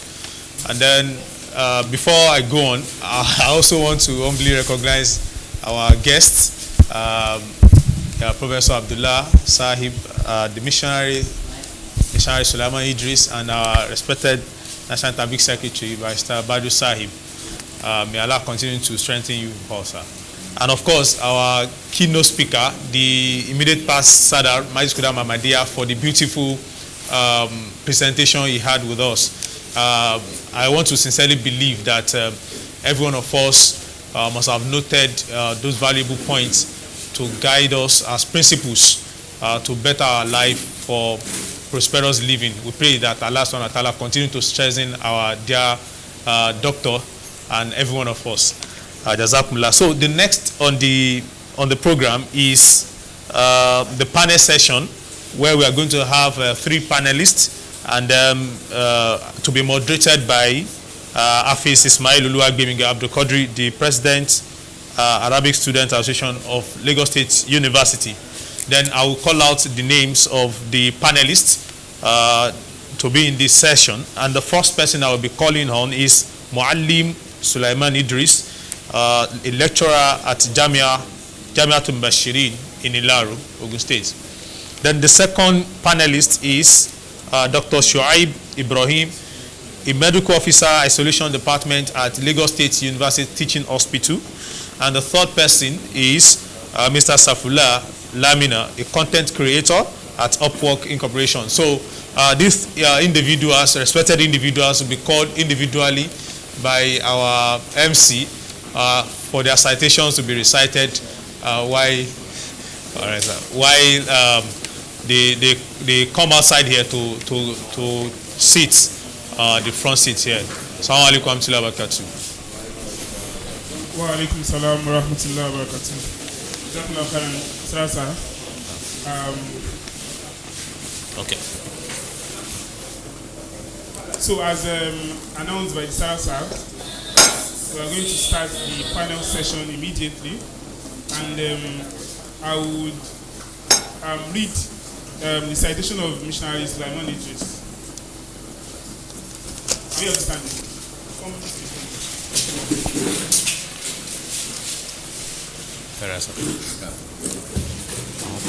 Now, panelists and missionary Sulaiman Idris is a senior missionary and lecturer at Jamiatul Bashirin Ahmadiyya Ilaro, Ogun State. He attended at Southern Primary School, Liberty Road, Ibadan, where he graduated in 1995. He then moved to Mahmoud Ahmadiyya College, Jeddah, Lagos, where he graduated in 2001.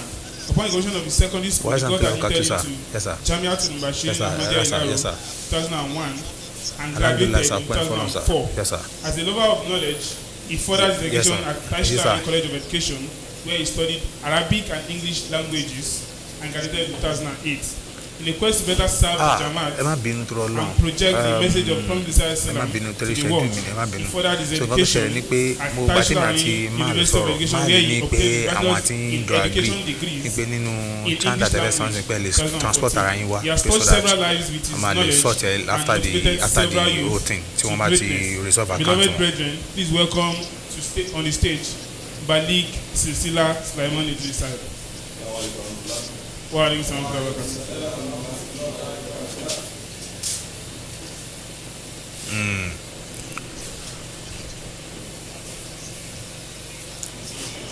Okay, so the second person I'll call is Dr. Ibrahim Shuaib. Can you come to the front? Do no more.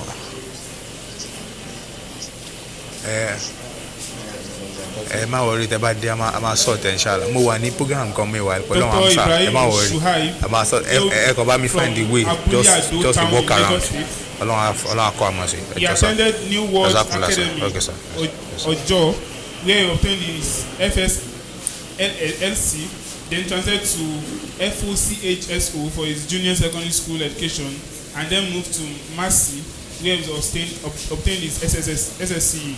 He volunteered at the Ahmadiyya Audiovisual Department as a videographer and photographer, after which he secured admission to the prestigious Lagos State University, where he graduated as a dental surgeon. He also studied environmental science and resource management at the National Open University of Nigeria. He was the commanding officer of the Naval Cadet Corps, LASU. He won the Lagos State RSW program in 2018. He was the beneficiary of the Lagos State Entrepreneurship Trust Fund program.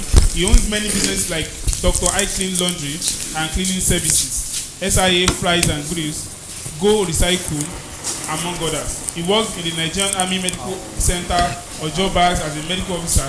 He did his housemanship at LASU and was appointed by the Lagos State government as a COVID-19 case manager and researcher. He presently works and serves at the LASU Isolation Center as a medical officer and also doubles as the head of the sample collection team. Dr. Shuaib is married with a beautiful daughter. So I present to you Dr. Ibrahim Shuaib.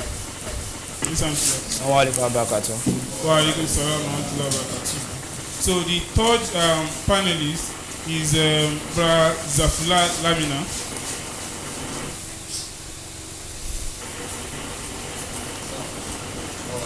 Bra Zafula is a Microsoft Learn Student Ambassador, a UN Millennium Fellow, a content creator at Upwork and consultant at Roibi Global.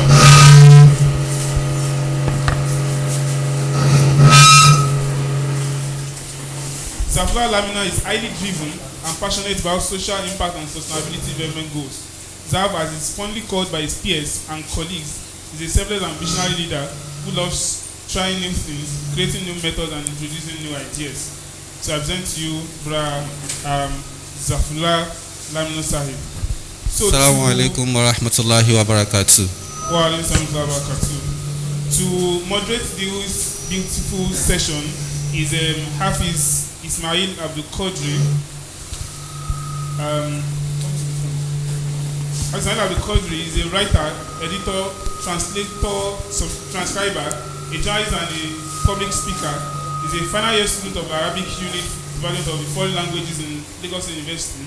He obtained his first school leaving certificate from Shomolu Local Government Primary School, Bariga in 2000, after which he moved to Amdala Group of Schools, Bariga, where he obtained his junior secondary school certificate in 2005. 2006, he was admitted into Madrasa to Tafiz al-Quran Ilaro, where he committed the entire Quran into memory and graduated in 2010. He then went back to Amdala Group of Schools for his completion of his secondary school in 2012. He also attended simultaneously with the secondary school education, Darul Dawa Wal Irshad Isolo, where he obtained his Arabic education and graduated in 2014, before proceeding to Al-Falah Institute of Arabic and Islamic Studies, where he obtained a diploma certificate in Arabic and Islamic Studies, graduated in 2016. To widen his horizon, he then taught of basic and intermediate college course in journalism from the National Broadcast Academy in 2017, before proceeding to Lagos State University for his Bachelor's of Arts in Arabic Studies. Ismail was the president of Amsa Al-Falah Youth in 2015. He became the Amsa National Vice President Southeast in 2016. He is currently National Amsa Tabligh Secretary as well as President of Amsa LASU. He was in Noib Koit for Bariga Mukomi 2012 and 2014 and Noib Nozim Talim, Imkan Lagos in 2017 and 2020. And currently the Marvin Sadar Masjid Ahmadiyya Nigeria. He was the campus coordinator for the United Nations Millennium Fellowship Lagos State University Cohort 2020, the President Arabic Student Association Lagos State University Chapter, the Speaker Federal of the Division Student Association, Student Representative Council. He's also the Chief Whip Lagos State Student Union Student Parliamentary Council. So I welcome Right Honorable Hafiz Ismail Abdul Qadri to moderate this session. Assalamu alaikum wa rahmatullahi wa barakatuh.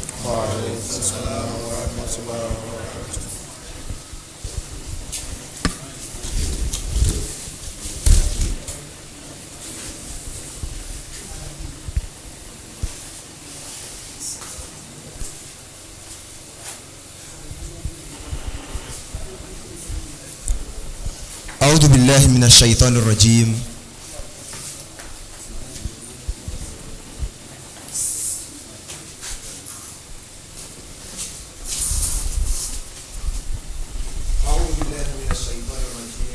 بسم الله الرحمن الرحيم. إن الحمد لله والصلاة والسلام على رسول الله صلى الله عليه وسلم وعلى آله وأصحابه وعلى عبده المسيح الموعود عليه السلام. We give thanks to Allah the Almighty who has given us the opportunity to hold this program successfully. We glorify Him, we exalt His attributes. I will most humbly beseech Him to bestow His blessings on our noble Prophet Muhammad sallallahu alaihi wasallam, his household, his companion, and everyone who tread the path of righteousness to the day of judgment. Our beloved brothers and listeners, I say unto you all, Assalamu alaikum wa rahmatullahi wa barakatuh. This is a panel discussion for the Amsa Ahic 2021. And for this discussion, we are going to be talking about rebranding faith. piety and prosperity. That is, what is the relationship between piety and prosperity when we are regarding our faith? As a faithful, are you supposed to pursue prosperity, or you are only supposed to face your faith and have nothing to do about prosperity? So our discussants are going to be giving us insight to things we are supposed to do. What are we supposed to take care of?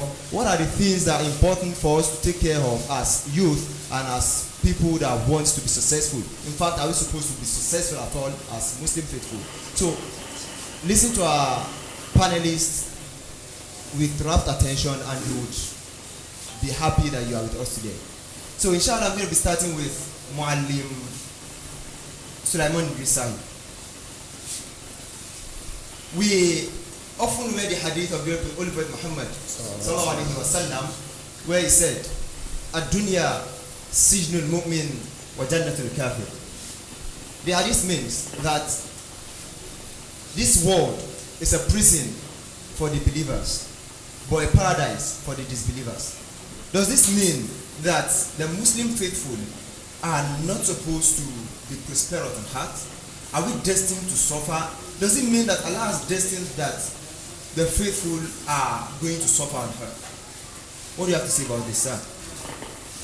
Assalamu alaikum warahmatullahi wabarakatuh. Wa alaikum assalam wa rahmatullahi wa barakatuh. At one point, just one point, there is a prayer in the Holy Quran that says, Rabbana atina fi dunya hasana wa fil akhirati hasana wa qina adhaban nar. It talks about suffering, that we shouldn't pray to suffer in this worldly earth and in the next. So that answers the question of suffering. And apart from that, I would want to broaden the question by explaining what is prison. Prison could connote confinement into a particular place. Another illustrious imagery with which I would shed more light to this is that of the story of Prophet Adam, when God Almighty Allah told him in the Holy Quran, you and your mate, you should dwell in this garden, Jannah. Jannah means a confinement, a place that is well fenced, maybe with fruitful trees. Whosoever is outside will know this is a garden. They wouldn't know what is inside the garden. And that is just what Jannah is. God Almighty Allah gave them the Jannah, a confinement, but with what? With goodies. وَكُلَا مِنْهَا رَغَدًا حَيْثُ شِئْتُمَا. And then there is a stern warning. Do not move out of bond. Do not go to that tree. فَتَكُونَ مِنَ الظَّالِمِينَ. That then you will be among the wrongdoers. So that confinement shows that they should be righteous. And then if you should go beyond that reef, then you will be among those whose righteousness has been infected. So the question of prison in the hadith of Holy Prophet Muhammad sallallahu alaihi wasallam would only mean that we need to be cautious and be righteous. And when we talk about righteousness, as that Abu Huraira was once asked, that what is righteousness?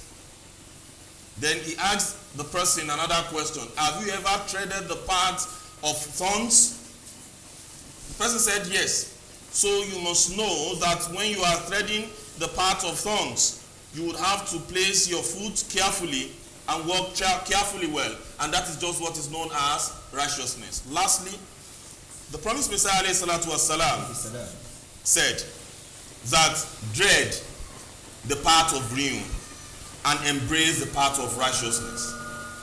The path of righteousness that we want is the one explained by the Holy Prophet Muhammad sallallahu alaihi wasallam as the path of prison for believers, and the path of ruin at the end of the day will be the path of freedom, which non-believers will think as the path of paradise in this world. Okay, so if I can get you clearly, so what you're trying to tell us is the similitude of prison in this hadith of the Prophet Muhammad sallam is the law. It's like a confined garden where there is law, where there is law in the prison and there is law in this garden. These are things you should do, these are things you should not do. And the similitude of the paradise is like a garden that has no law, because in paradise all you have to do there are lawful. You will not be able to think about things that are not lawful. So you would have to think about things that are lawful only, and you have no confinement. Okay, thank you very much, Missionary sir. Okay, I want to move to Mr. Lamine Zafullah. Mr. Lamine Zafullah, well, as a young man who is still building his profile and career, do you think it is necessary for you to aim for the most high position, in your career? Looking at the relationship between the politics that is involved in your career, do you feel it's proper to fend into the politics and aim for the highest position rather than focus on your faith? Just aim for the middle position where you are not the lowest. Just stay in the middle and you are good to go. You don't need to go for the highest position. What do you think? Thank you very much, Mr. Moderator. That is a very, very good question, and I really appreciate you for asking me that question. And I will start by saying that I believe that everybody in this world, you need to aim for the top. In fact, you need to have a dream that is bigger than you. Even if you are not scared, you don't have a dream that you should be scared of. If you are not scared of your dream and you have a feeling that I don't think I can achieve this thing, then you are not even dreaming at all. You see, when you dream high, when you aim for the top, you realize that you will be able to, you have some inner potentials that you don't even know you have. All geniuses in the world today, they'll be able to succeed because they dream high.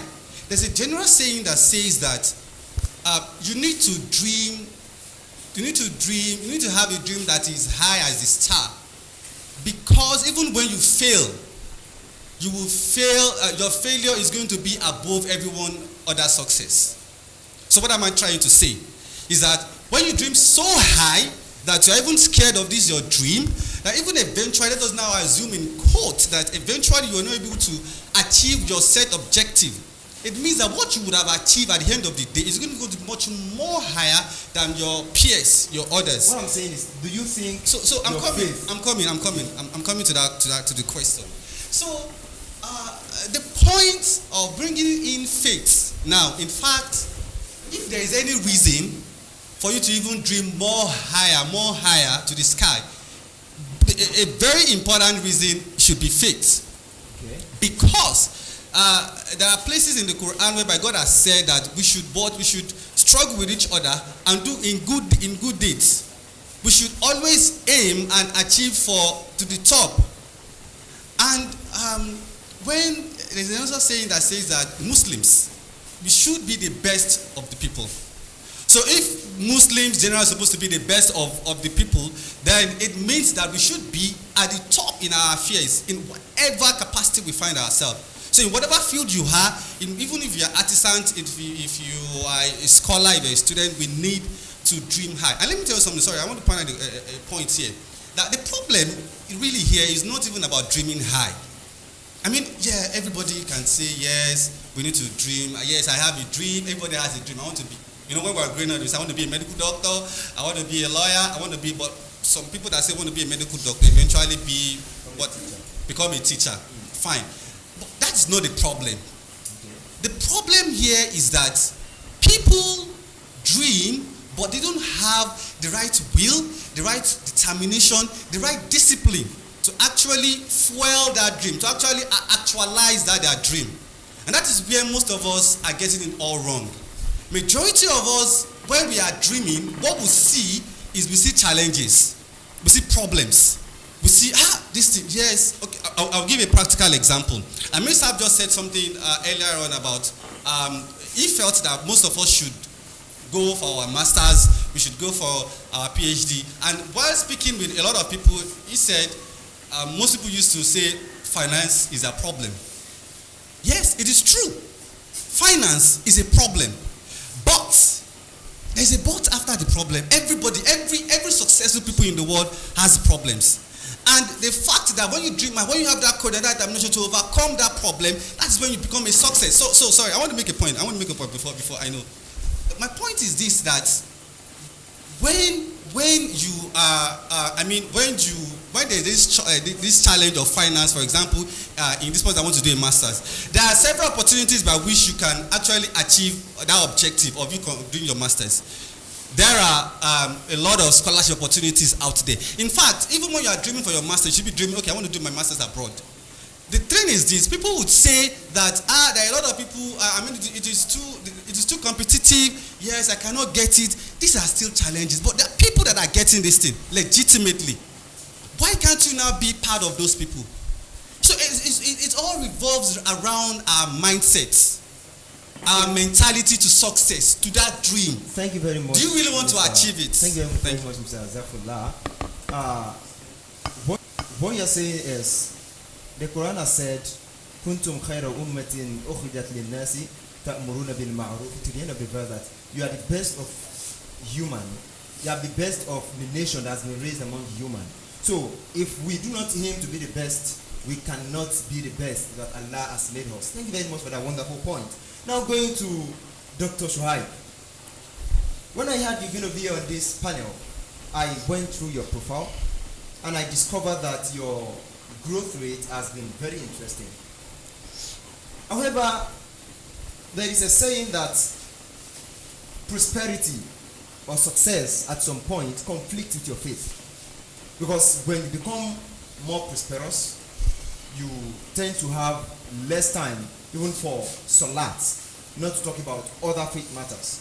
What do you have to say about this? Is it true that success or prosperity conflicts with your faith? Or what do you have to say about it? Thank you. Thank you very much for that. Can I have that? I don't think this is working. Jazakumullah khairan for the question, and it's a really nice opportunity being on this platform here. I really appreciate that. So, like you have rightly said, does it mean that prosperity has a conflict, or your faith has conflict with your prosperity? In my own case, I would say that nothing good comes easy, actually, because even the rich also cry. And that is why I tell people that when you want to become prosperous or you want to become rich, seek for something from Almighty Allah. That whatever is going to be a burden on you, or the kind of wealth that is going to be a burden on you, or the kind of success that is going to be a burden on you, Almighty Allah should not place it on you. Because all these things also comes with their challenges.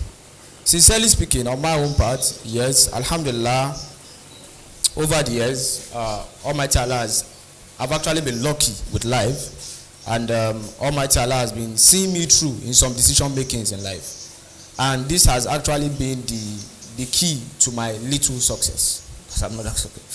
So what I do is that in anything I do in life, in any decision I want to make, I always make sure that I put God first, and I put my faith first, and that has always helped me in making right decisions.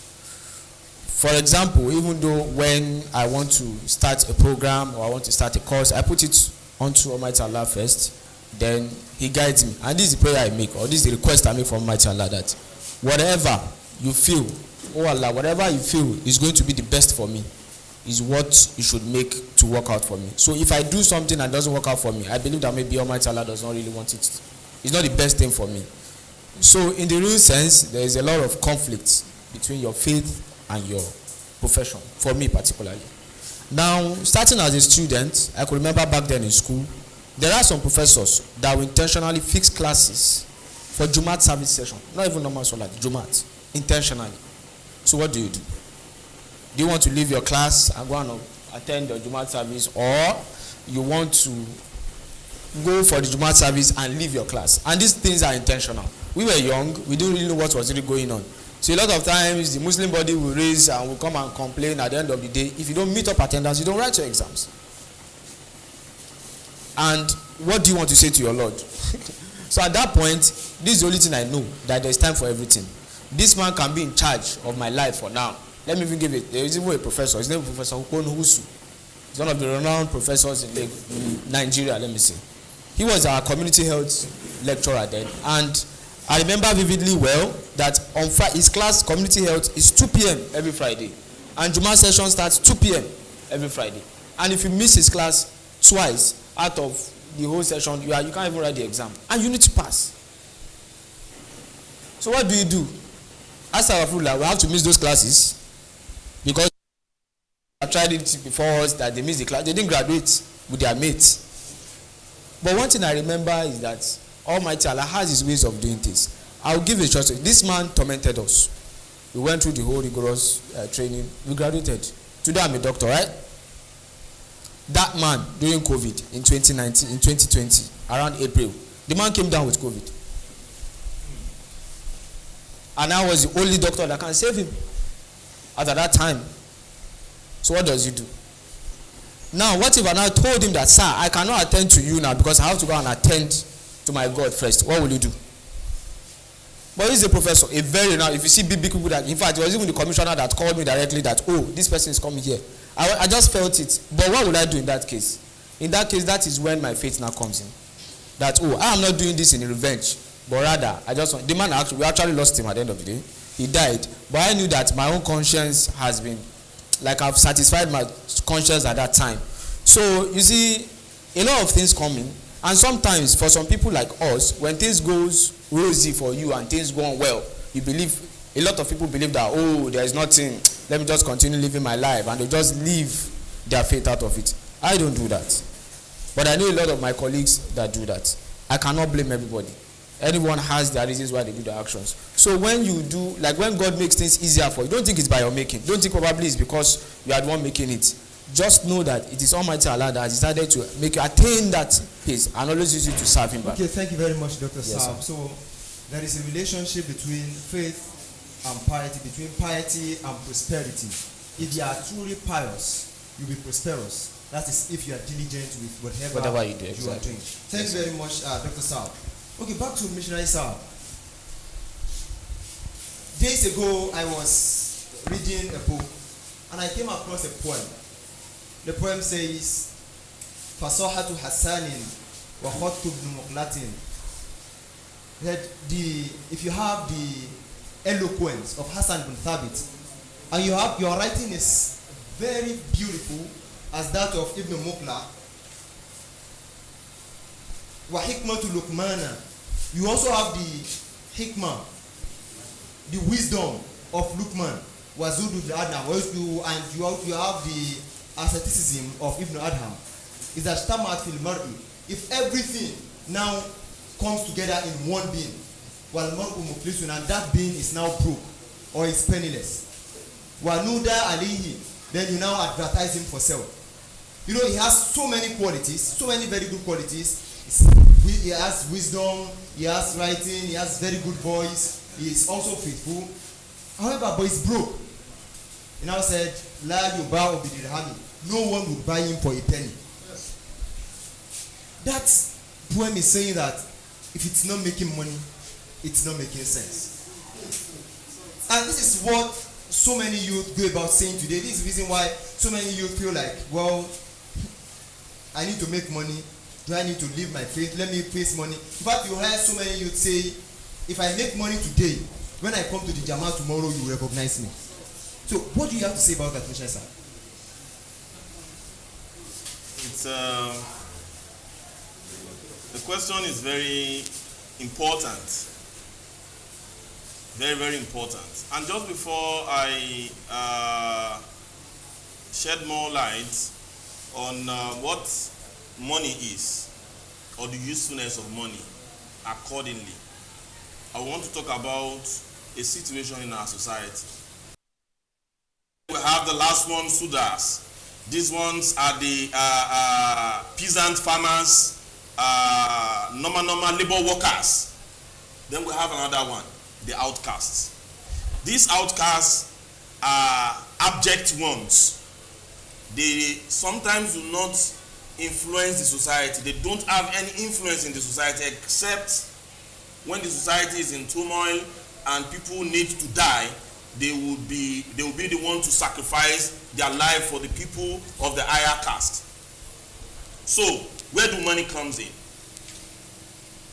Apart from the fact that what I've said just now is just the caste in Hinduism, that is the reality. This is the reality of our society.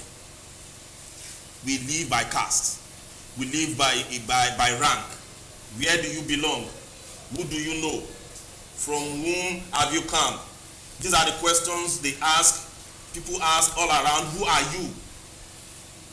And that is just where money play comes in. So with money or without money, you will find it difficult to live in the society. We find it difficult to upgrade. When a priestly one swashbuckles, when he flaunts money, shows he's rich, people at the lowest cadre will look at it like, no, low. So that is the situation of money in our society. Now, let us talk about the usage of money. The promised Messiah, ﷺ, when he was talking about money, he said, you look for money for three things. Firstly, for your own logical personal needs. Secondly, beyond your personal need, you get money, acquire money for the usage of people, to elevate people from poverty level. And thirdly, to buy frivolous things. He now made a note that buying frivolous things can cause problem for society, because you have nothing to do with these frivolous things. You have nothing to do with these things we're talking about, excepting that you want to show off. And you know what show off means? It will only degenerate the situation of the society and arouse in people frustration. So, generally, making money makes sense when you need to buy what you need and to elevate people's impoverishness, to get people out of poverty. That is when money makes sense. But when it is to satisfy our hidden desire, our dirty desire, then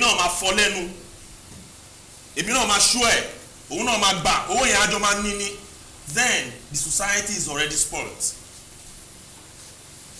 So, money belongs to the upper class. Money circulates when we work with the upper class, and the upper class accurately gives the money around, pass the money around. Inna Allah ya'murukum bil adli wal ihsan wa ita'i dhil qurba. That is, God Almighty Allah has enjoined justice. These people of higher class should be responsible of taking good care of the lower ones. The people of the lower ones shouldn't feel frustrated about money making. In essence, money is necessary. Money is important. But frustration along with money will only satisfy an immediate need. First, Mr. Sab, do you agree that someone who has such qualities can be so broke? Like I said earlier, it is possible. It is possible. And from the caste I read earlier, if you belong to the lower caste, and you are being cited, all these qualities are being cited by the upper class, they will want to pick you. Oh, come and be one of our sycophants. Come and be one of our dogs. It won't upgrade him from being a low class. It will only make him it will only sugarcoat the level of his abasement. So what do you think? Someone who has these qualities, you have these qualities, but you need money to elevate yourself. So what do you suggest this kind of person will do? Now, the need of money in our society is important. And our society today makes it more important simply because it is not well circulating. So a person like that will only need to seek the blessings of God Almighty for him to provide for him. He needs not to be frustrated. Because with frustration, he will look for the money in another way. God Almighty Allah will not bless his knowledge and every other thing he has gotten. Okay, thank you very much, Mr. Saab. It means, yes, we are studying. We are doing everything we can to ensure that we are the best at whatever we do. But that does not give you a guarantee that, yes, you'll be very rich or you'll be prosperous. While you are trying your best to be the best at what you do, you also need to seek the blessing of Allah. That's the reason why you see sometimes as students, when we are in school, you do some courses. You feel like this course, Mufolenu. But when the result comes out, you feel like, wow, 3, 2. I collected extra sheets. I did well. But there are some persons, when I did WAEC, when WAEC result came out, I had a D in mathematics. I was one of the best mathematics students in my school. But I had a D. There was a girl, we knew she was nowhere, she does not know anything. In fact, on that examination day, because she didn't know what to write, she was sleeping. But when the result came out, she had B. I was confused. What's happening? So it means when you are struggling, you also need prayers. You need piety. Trust Allah that Allah is the one that will bless it for you. That is the only way you can truly be prosperous. Thank you very much, Mr. Isab. Okay, Mr. Zafrullah. Well, you would agree with me that managing success or prosperity and faith is not easy. In fact, when we are building the block to our success, we want to move away from things that would hinder that success. That is the reason why most persons, you see them, during the time when they are building that block to their success, they move a bit far from the Jama. They move a bit far from programs because they do not want to be disturbed. They feel like, I want to attain this height, and this is what I want to do. So, do you feel it's advisable for persons like that? Because, like missionary has said, when they are struggling, you also need the blessing of Allah. Do you think it's advisable for people like that to abstain from the Jama and focus on their success? Probably when they have succeeded, they now come back to the Jama and they will be recognized in the Jama. Thank you very much. Before I answer that question, let me just say this, that to be honest with you, every successful people on earth belong to one association, organization, or the other. That's a fact. Okay. So you are just basically deceiving yourself. If you feel that for you to be, because you want to focus on your success, now you need to move away from the Jamaat. And another thing I'm going to say is this, that you are even doing a great disservice to yourself. Because from my experience, the Jamaat is a huge learning curve for most of us. And there are a lot of things that we are learning unconsciously that we don't know. That is when you now get to your places of work, or you now be exhibiting those characters, those abilities. And people would wonder, how are you doing it? Why is this thing working for you? Why is this guy, prospering? But you yourself, if you are the type that can think and, meditate and reason back and look at yourself, look inward and see, how did I even have all these things? You'll be the lucky person that would know, it is from the Jamaat, from the administration of the Jamaat. That is where I get all these skills from. So it's very important for us to be able to, successful people manage a lot of things. You can't just focus on one thing. In fact, you're not going to be successful. You just focus on one thing. So, okay, let me give you an instance. As a co-head of a Mukom now, or even as an executive of Amsa, you are in leadership position. And for you to get employed in any establishment, one of the key qualities that they look for is leadership skills. They look for communication skills. They look for creative thinking. These are soft skills that you need to excel in your place of work. And most of all these soft skills, for other people, for people that are probably not Muslims or not within the fold of Jamaat, they would go outside to go and get these skills. We are getting these skills for free, the Jamaat, to be honest with you. Most of us, we have these inbuilt leadership skills in us. That it is Jamaat that give us these skills. And when you now get to your place of work, you would just do it easily. Other people will be found wanting in that regard. And there's a research have shown that most people nowadays that soft skills is very important for you to move ahead in your work, same as technical skills. So to me, I mean, I'm just speaking from his perspective. I don't want to say because we all know the blessings we get from doing Jamaat activities. You know, like Missionary has said, which everybody also agree with us, that for you to be successful, you need to be very prayerful. You need to do good deeds. It is said in the Quran that in Surah Al-Mu'minun, God said that the people, God said that the people that you have, I mean, your load is full with good deeds, are the one that's going to prosper. So, where do you get all these good deeds? The Amir said that you don't just do anyhow good deeds. Yes, you get blessings for all good deeds, but your good deeds should be the one that is going to benefit people, benefit the humanity. So what is the essence of all the Jamaat work that we are doing? Is for the progress of God's work. And in fact, to be honest, we keep deceiving ourselves that we are serving God, we are serving God. We are actually serving ourselves. Is God benefiting from anything we are doing? We are serving ourselves. So for a sane person, and for a sane Ahmadi, you should know that you need to be as active within the Jamaat as also active following your career, your process. Thank you very much, Mr. Zafullah. So it's important to be pious if you want to be prosperous. And it's also very important to seek prosperity if truly you are pious. Okay, Dr. Sir.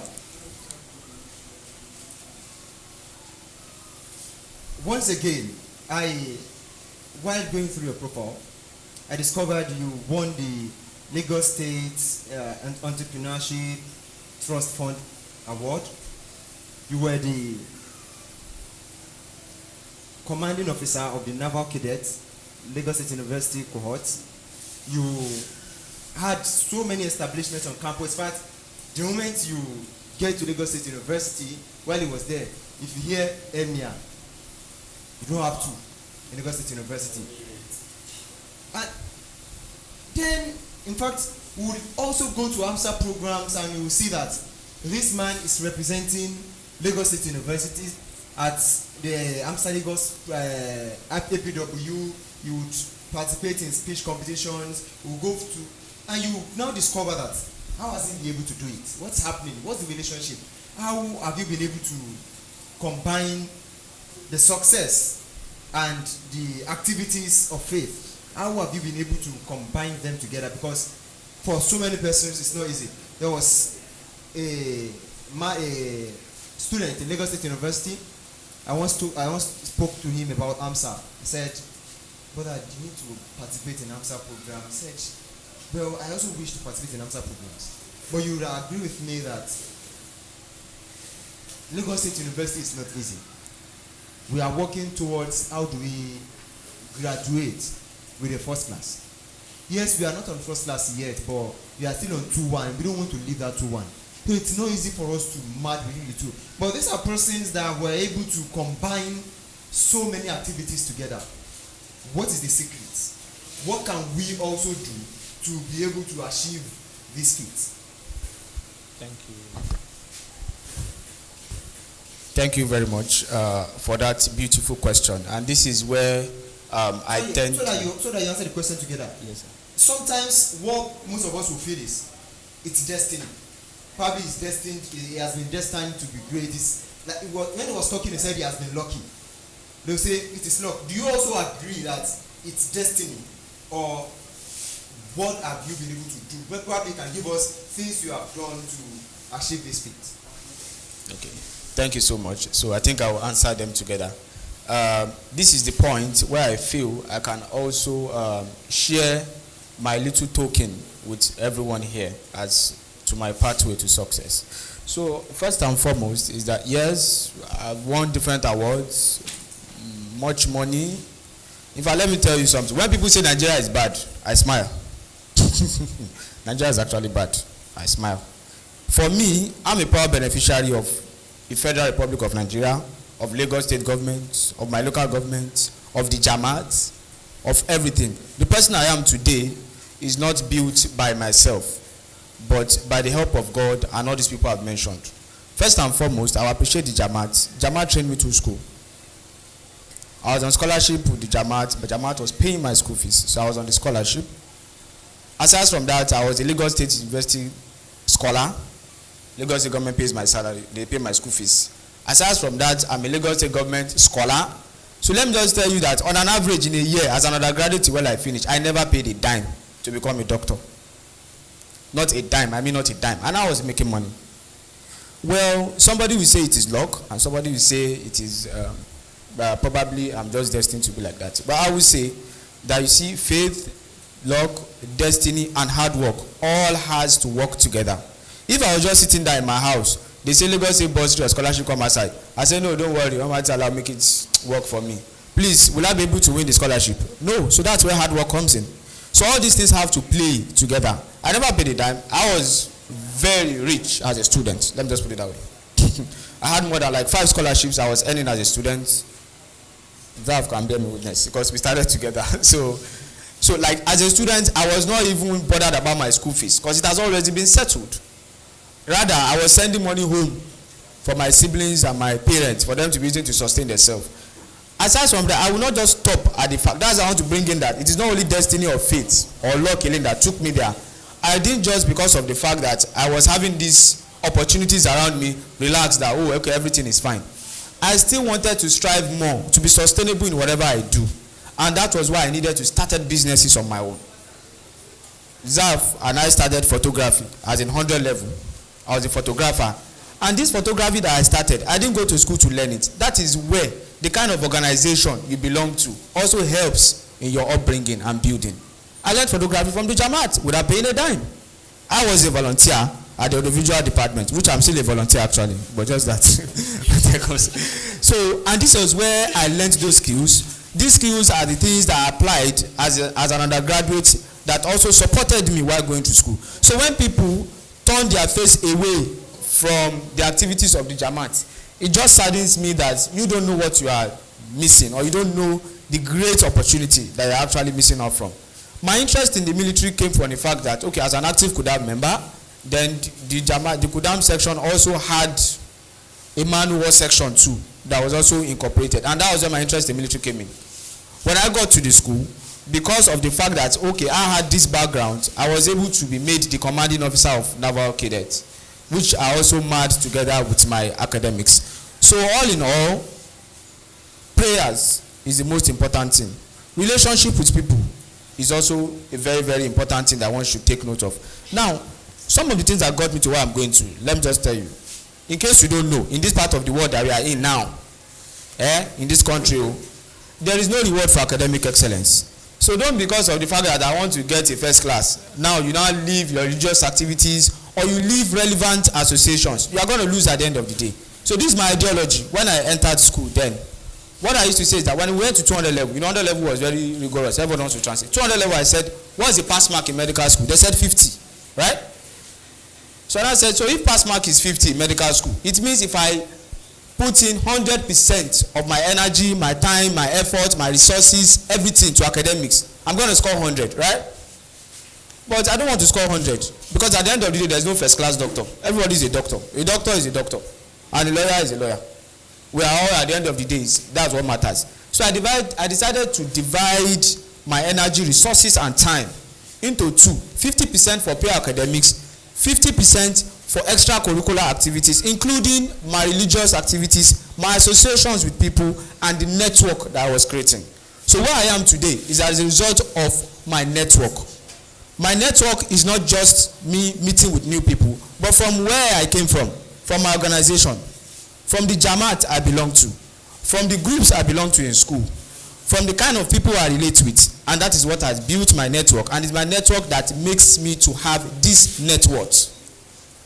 Yeah, I'm very small, but at least, alhamdulillah, I think that when it comes to comfort in life, it depends on what people tag as comfort or success in life. I think Almighty Allah has tried for me at this point in my life. Alhamdulillah for that, and it's not by my making, but by the will of God.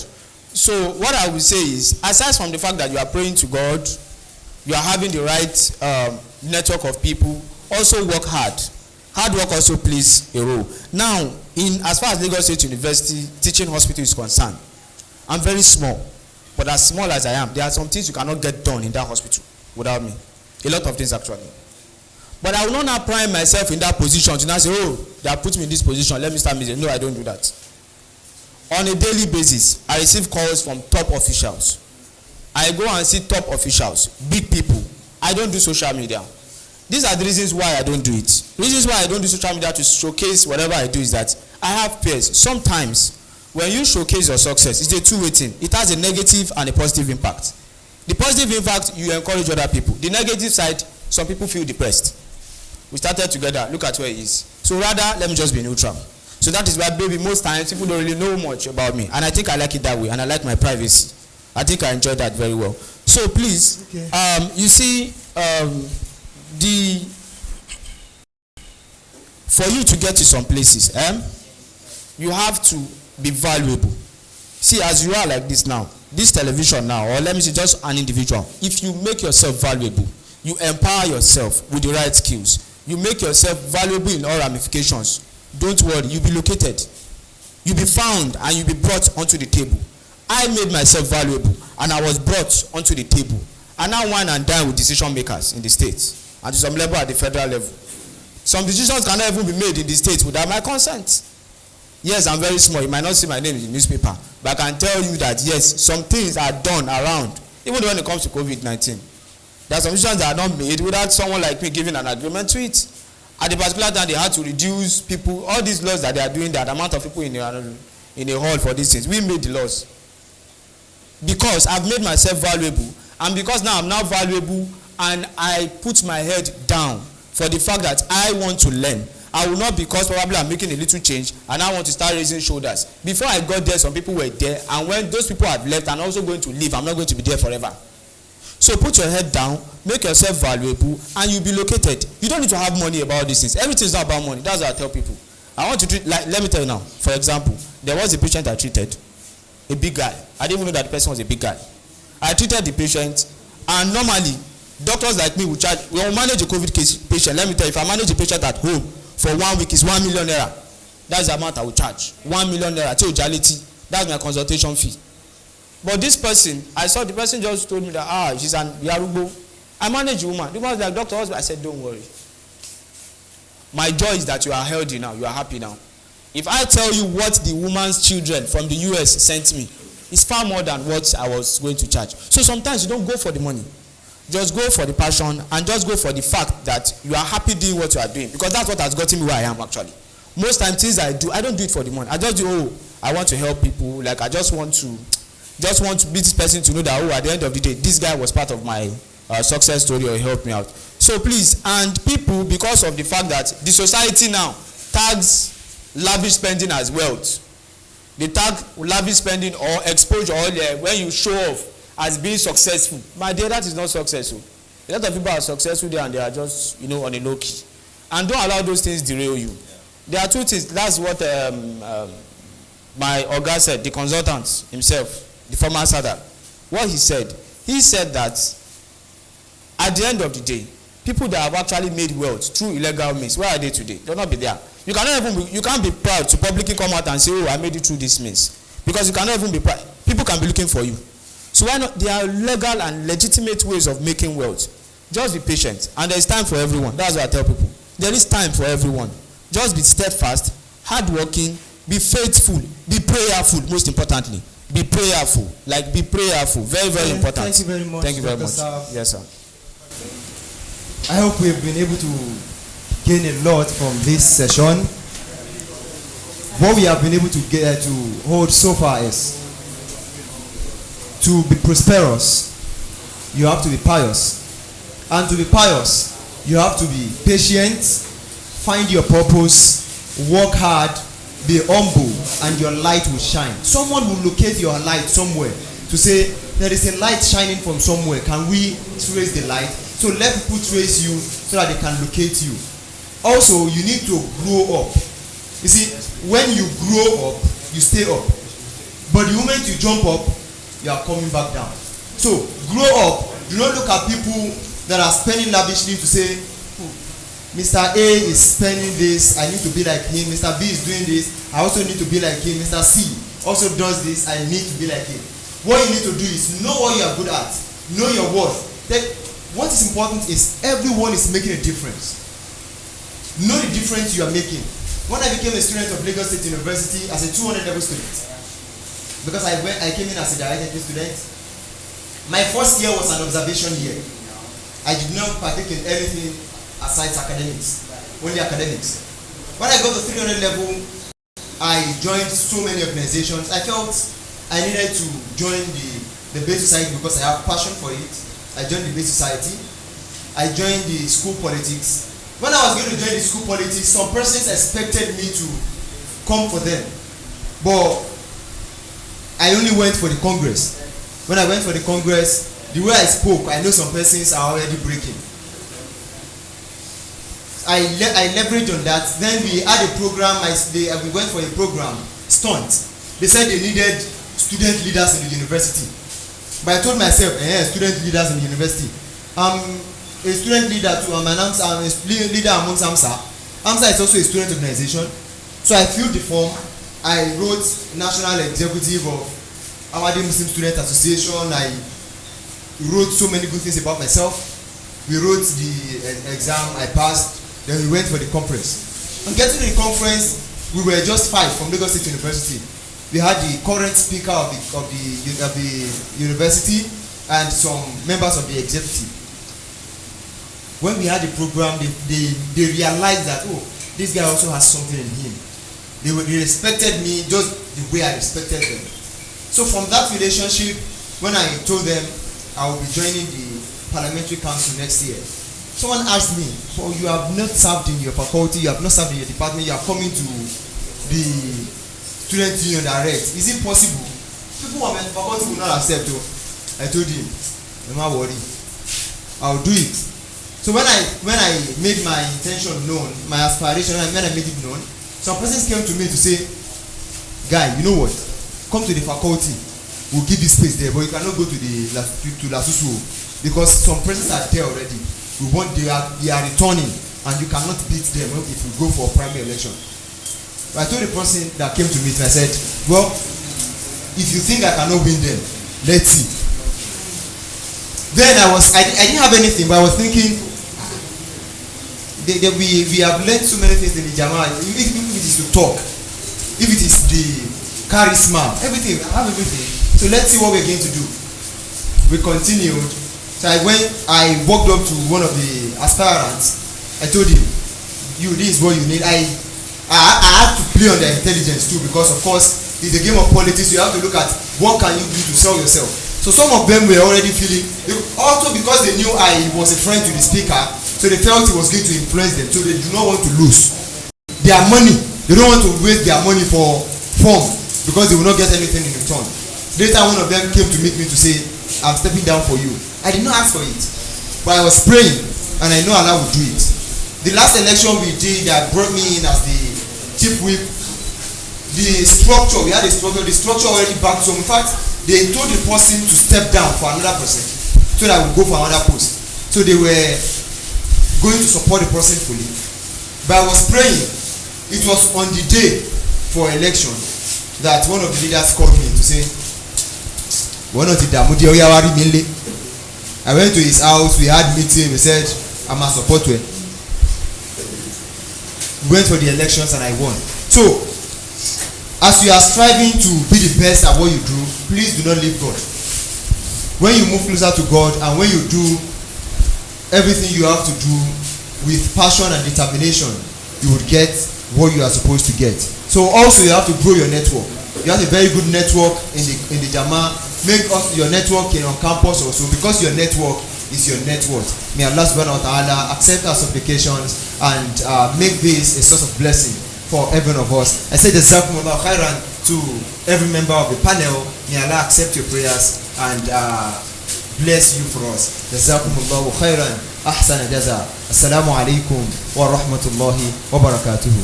Wa alaikum assalam wa rahmatullahi wa barakatuh.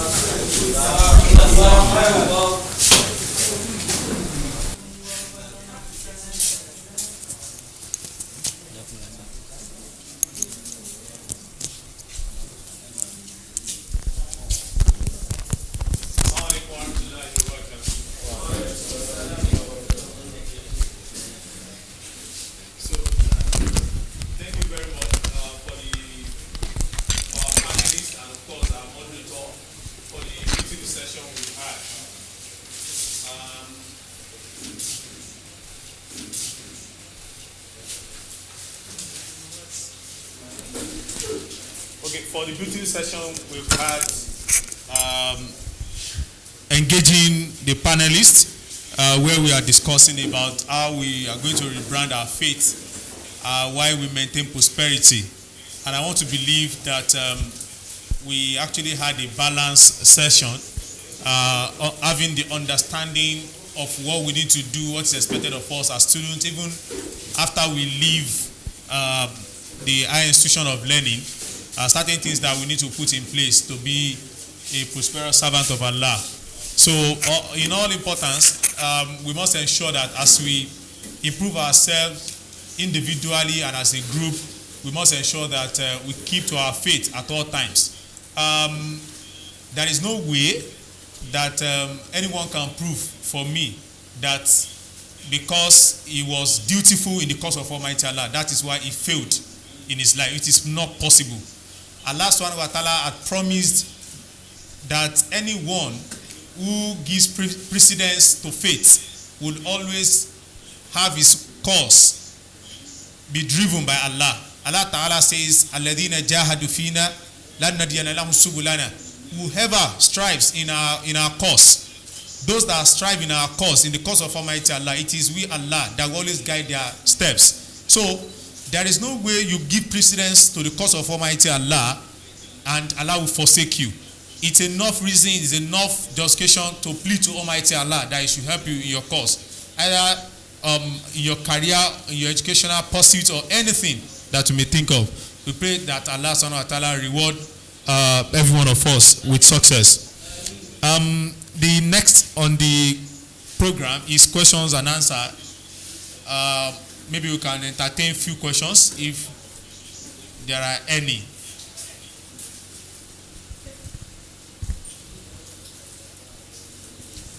If you have questions, you can raise your hand. Okay. People watching on from the Zoom, you can also ask questions. Are they going to put it on the chat room? Okay. Questions can be placed on the chat room so that our panelists can answer. And then if you want to be specific about the panelists to answer your question, you can mention the panelists to be able to answer your question.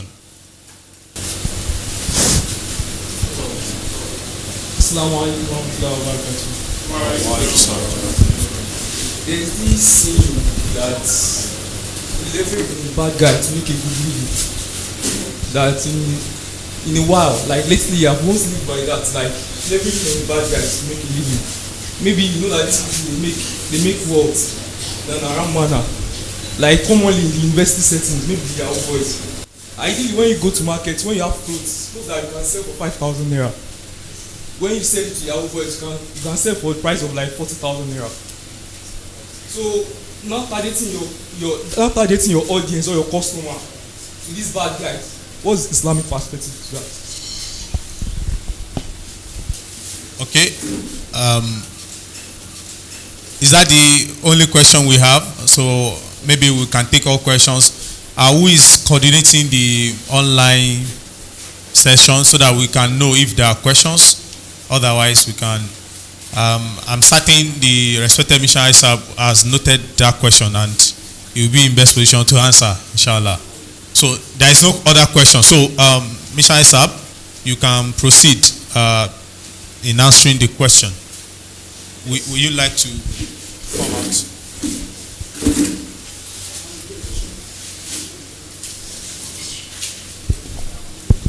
Assalamu alaikum warahmatullahi wabarakatuh. Wa alaikum salam. Well, the saying you said, you quoted just now, would only be found in the book of some economists, and not those who are spiritually motivated.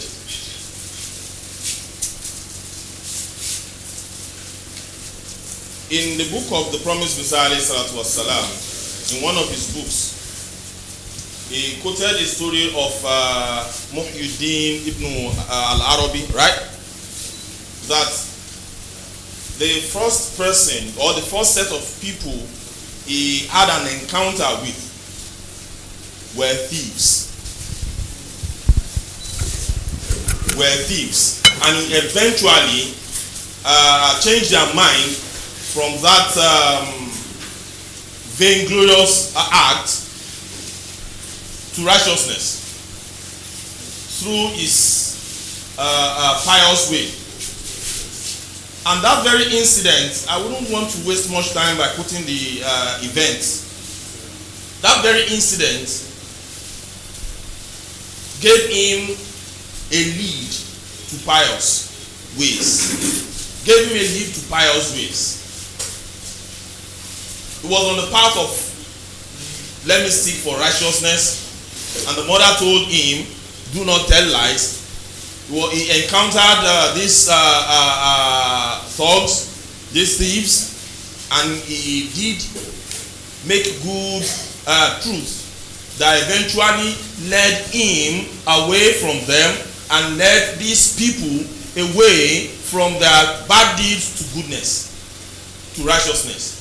So the Promised Messiah had the quote that the very first tabligh he did, he led the thieves out of their bad ways. So having some goods to sell, you can make money, of course. Money is not it. Money is not just it. But the integrity you gain by drifting their mind away from their bad deeds by selling goods to them would ensure you a better way in the sight of Allah and not the money you make from them. So I would only advise that instead of you thinking of making more money from thugs, making more money from ill-fated people, all you need to do is sell goods to them at your normal level price and let them like you as a righteous person. Let them cultivate the habit of gaining things from you more than the goods you sell to them. I want to believe the simple answer is clear. So get yourself ready, like the Amir Sahab had said, get yourself ready to do tabligh, even at that level. Assalamu alaikum. Jazakallah khairan, respected Mr. Saib, for the answer provided for the question. So I want to believe that's the only question we have. So without wasting much of our time, because it's already time for Salatul Zuhr, we'll proceed to the next item, which is the presentation of prizes and certificates. I hope they are ready.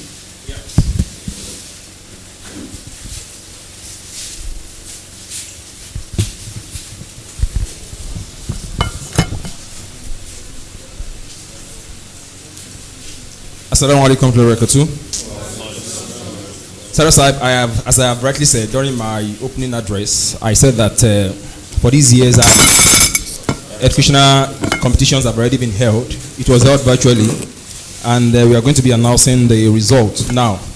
And also, as a show of appreciation, we are giving those who came first, second, and third a certificate of participation to recognize their effort. So I want to humbly request the National Tariq Secretary Sahib, Barrister Muhammad Bashir Badr Sahib, to help in giving this to the unit or state president here present, because these people, they are not here by themselves, but their unit presidents or state presidents are here who can give these things to them when they get home.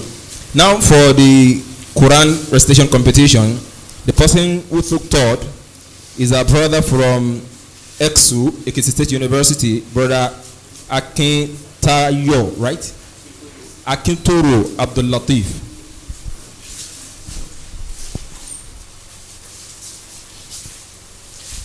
He is the Ekiti State president. Then the second is from Kano, brother Abdul Ghani Bankoli. The representative of Amsa President Kano should please come forward for this.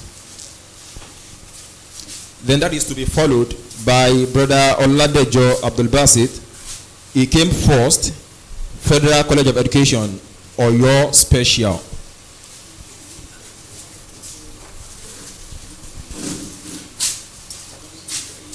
Barakallahu fiqh. Jazakumullah khairan, sir. So I want to humbly request the Mutamad Muk Sahib, the comrade Fashina Idris, to help present this for speech contest. Coming forward is brother Olayinka Muslim from Kwara State University. After President Kwara, please come forward. Third position, brother Olayinka Muslim.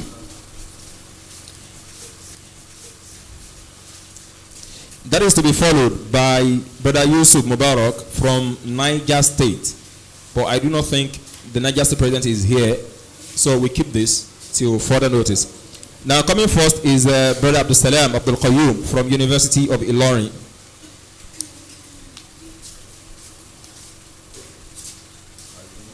Jazakumullah khairan, barakallahu fiqh. Jazakumullah khairan. May I humbly request the Sarah Sahib to help give this for the quiz competition. Coming forward is brother Tijani Ahmad from Olabisi Onabanjo University.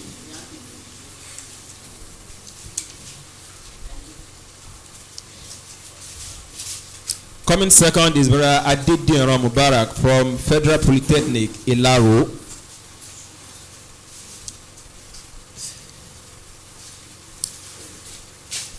While coming first in the quiz competition is brother Akintola Khalid from the Polytechnic Ibadan.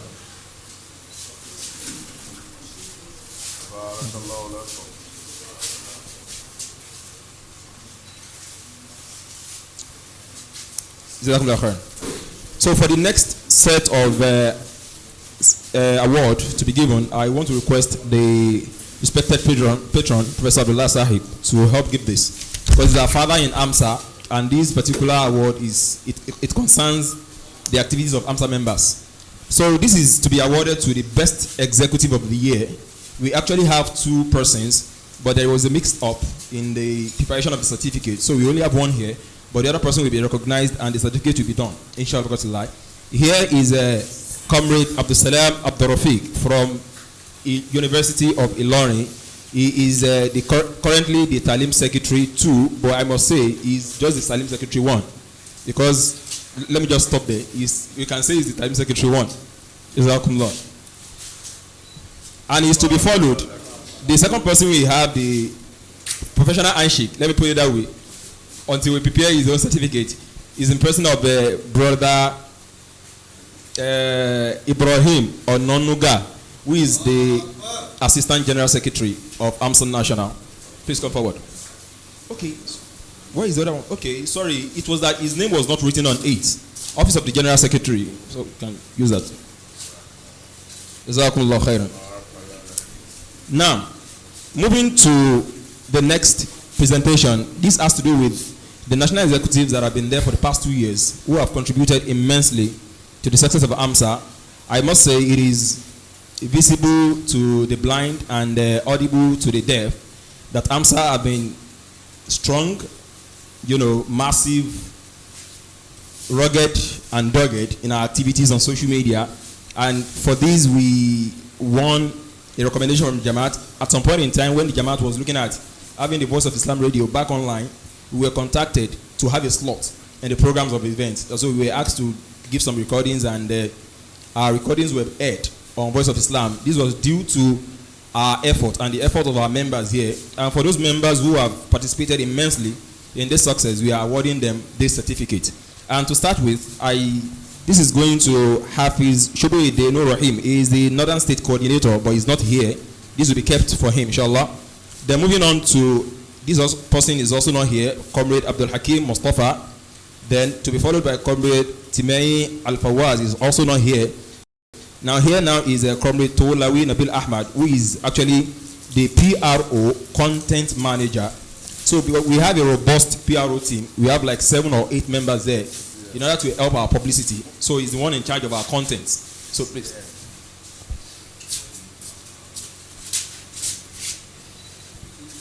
Barakallahu alaikum. And he is to be followed by the PRO social media. Anything you see, whenever you see Amsa on social media, the person in charge of it is another person than Comrade Olanrewaju Abdul Qadir. Is the PRO social media.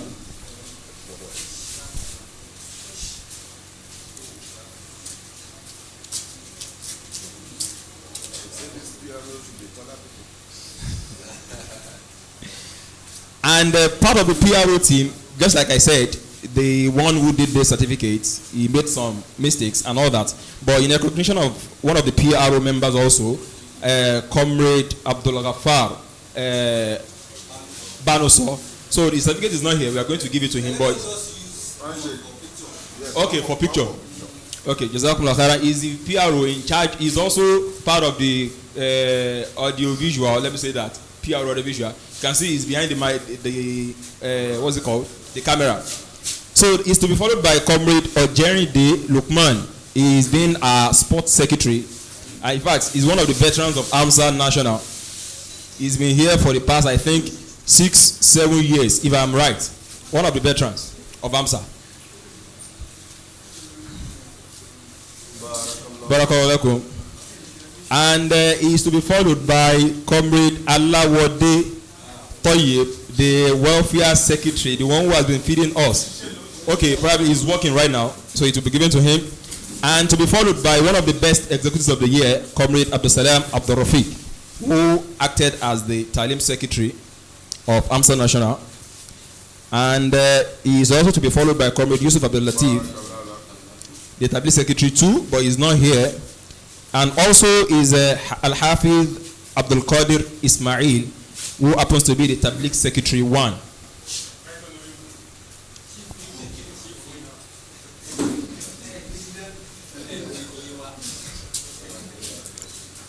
Also to be followed by Comrade Adebanjo Abdul Kudus, the Finance Secretary 2. The Financial Secretary 1 in person of Comrade Shito Redwan is not here due to other assignments. Is currently the chairman of NANS, Oyo State, the Financial Secretary 1. So then, to be followed by Comrade Ononola Ibrahim, one of the best secretaries of the year, Assistant General Secretary. Barakallahu lakum. Then he is to be followed by Comrade Lamina Zafullah, the General Secretary, Amsa National.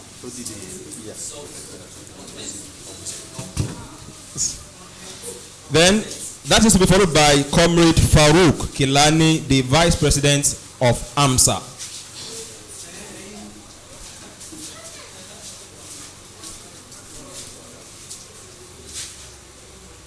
So, Jazakallah khairan, sir. First off. So, when it's time, I will have my own, sir. Well, I want to announce other results. So, now moving on to the last part of it, just like the mark list, it is our practice to award the best units and also the best AMSA states. You know, this is awarded when we check the report. The report is very, very key. For this year, it is going to be a surprise to some people. Who might be thinking, you know, through our national meetings, there are times that are face-off. where there are altercations, oh, you are not doing fine, you're not doing fine. But the key thing is, whatever it is you're doing in your unit, there is need for reporting. You need to send the report to the national. Without the report, there is no way we can know that you are actually working. And for that, those who have excelled in working and also sending reports to the national, we are awarding the best Amsa unit for this year 2021 to that unit that is in the art of the Center of Excellence, Lagos State University.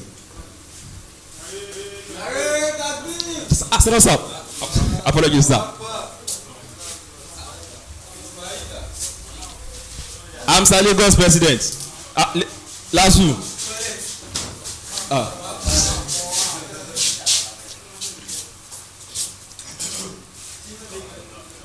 Barakallahu. So it is quite unfortunate that they want to collect this award is not here. Actually, he had an emergency at the last hour.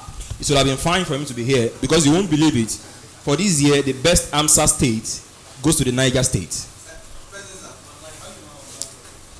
It's from Kano. Is kind of far from. Yeah, Kano is far from Niger. So it's actually the Amsa Niger State. So they have been very, very massive this year, and they have worked really hard. Last year, they got the award for the best improving state. Last year, during the virtual Ahic we held last year, and this year they moved a step forward, and now they are winning the Amsa best state for the year 2021. So, Prof. Sir, you can give my own too as the president of Amsa Nigeria.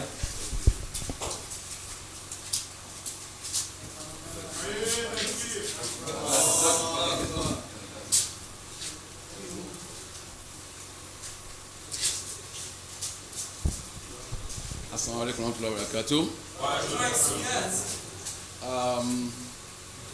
This certificate of meritorious service presented to Hafiz Alaka Abdurraqib, being the national president of Amsa from 2019 to date, in recognition of your commitment to Amsa and the cause of Islam Ahmadiyya. We pray Almighty Allah reward you abundantly for your selfless service. Amen.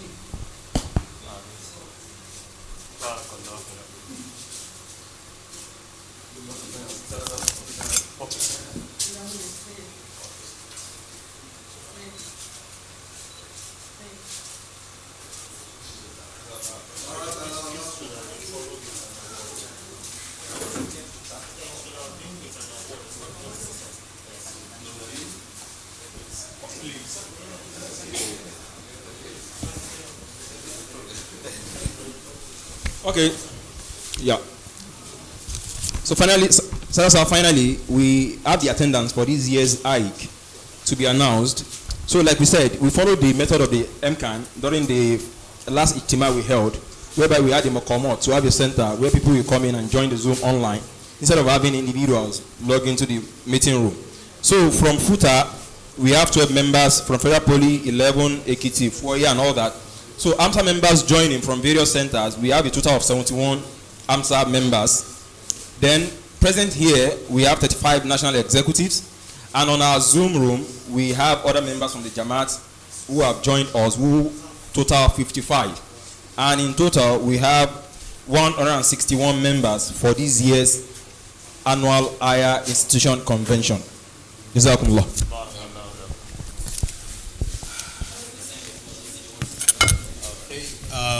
Assalamu alaikum wa rahmatullahi wa barakatuh. Jazakumullah khairan for our president, the Amsa Ahmadi Muslim Student Association of Nigeria, Hafiz Abdurraqib Alaka Sahib. And of course, I want to commend every one of us who has badged one award or the other for our performances, for our efforts to continue to make the flag of the Ahmadi Muslim Student Association of Nigeria keep flying. So as we know that it's our responsibilities to ensure that Islam, the message of Islam is passed to all and sundry. And that is the message Allah Ta'ala gave to Imam Mahdi alayhi salam. So, and then we as the followers of Imam Mahdi alayhi salam is also incumbent on us to ensure that we take the message to nook and cranny of the world. May Allah Ta'ala reward every one of us immensely.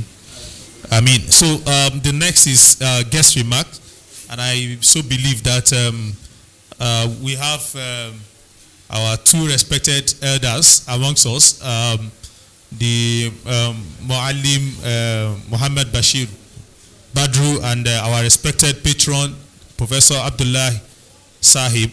So since Muallim Muhammad Badru is not on seat now, so we allow our respected Prof and our patron to speak to us for his remark. Jazakallah khair.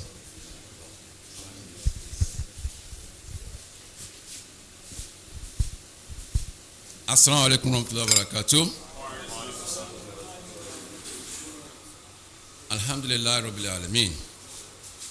I want to first appreciate Almighty Allah for His favor on us as a Jama. Because looking at the crop of members seated and those who are equally hooked on online, one can also be happy and give grace, thanks to Almighty Allah. Realizing where we are coming from and knowing fully well that years back we were members of Amsa, and Amsa has always been waxing stronger, and I've even realized that seeing that even in terms of the quality of output, quality in terms of capacity development, individually and collectively, I am extremely happy, and I give thanks to Almighty Allah. And I'm requesting that please consider that the only way you can be successful, if we can see ourselves as being successful because we have you, the only way you can be successful is 10, 20 years back, what will be the fate of Amsa in terms of those people that's going to replace you. May Allah make them better than you. On the topic of, of today's, the keynote address and perhaps the theme of this year's convention, basically we're trying to look at the nexus between piety and prosperity. And of course, looking at this stage of our national life, one realize that this topic is most appropriate, realizing the fact that what happened in the various higher institutions of learning, where the craze for wealth is fast overriding the real essence of establishing those institutions, which is learning. Of what use is a university undergraduate who wish to exhibit wealth on campus? If there is anything that need to be brandized on campus, that is your knowledge. Because it is the knowledge that will actually transform and move the society forward. No doubt, in most African countries now, we can see heavy retardation in terms of progress in most spheres of life, because we have derailed from the real essence of those higher institutions, what they are supposed to really be. But as Ahmadi students, I'm happy that you can still come together and try to ruminate on this issue, which is already bedeviling the society.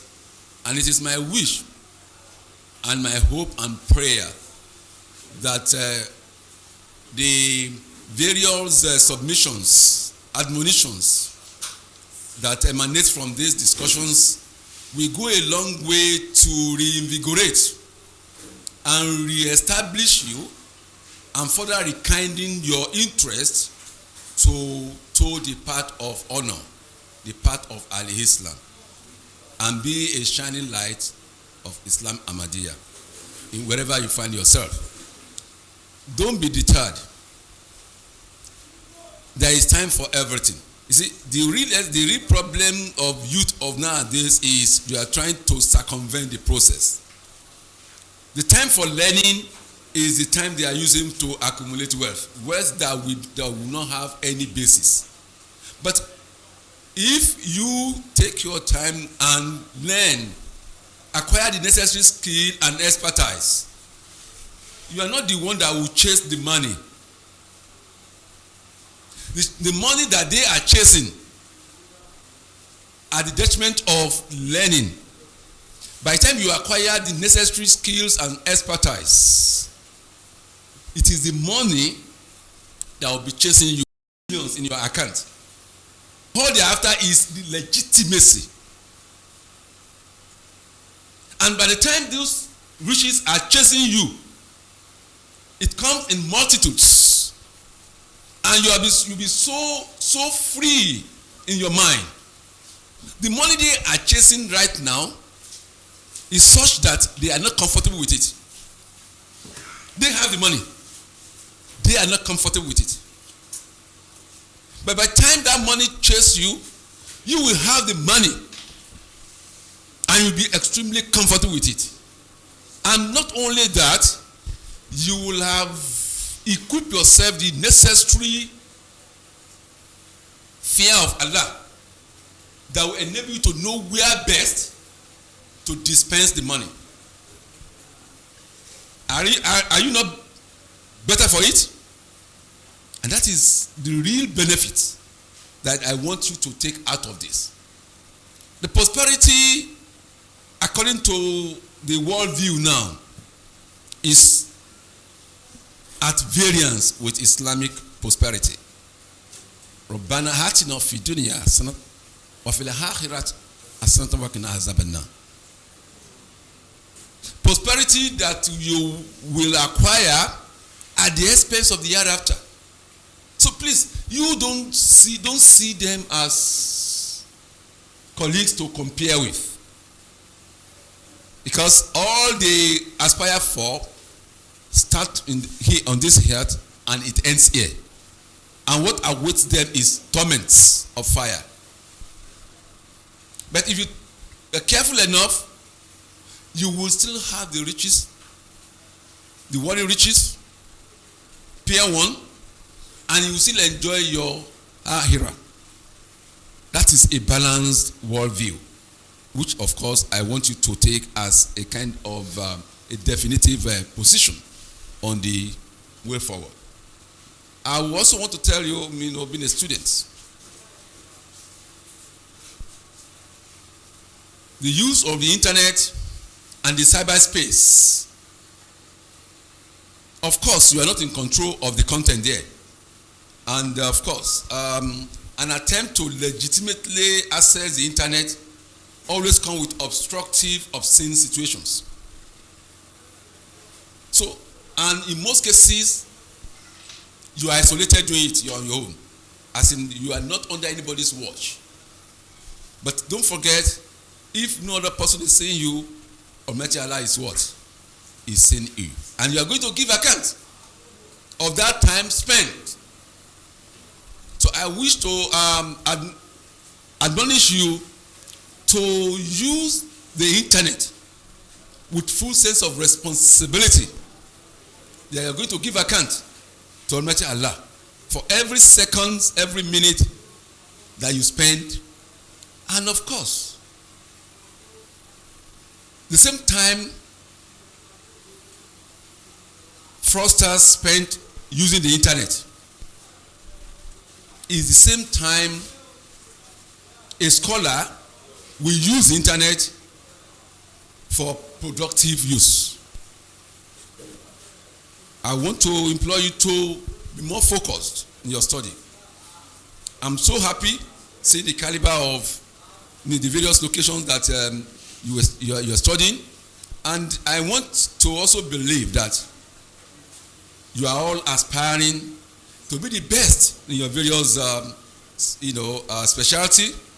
We have seen quite a number of brilliant medical doctors. We've seen quite a number of brilliant lawyers and accountants. Various professions, are now being represented. By now, you start thinking about what is going to be your own contribution. How will you be able to use your professional expertise for the betterment of the Jama? That should be your primary motive.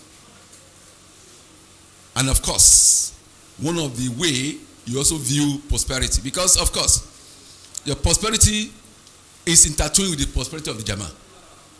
As Jama is growing, you also doing what? Growing alongside. And you want to be counted as, this is my own contribution to the prosperity of the Jama. May Allah make it possible and count all of us as a worthy member of Ahmadiyya Muslim Jamaat Nigeria. Assalamu alaikum wa rahmatullahi wa barakatuh.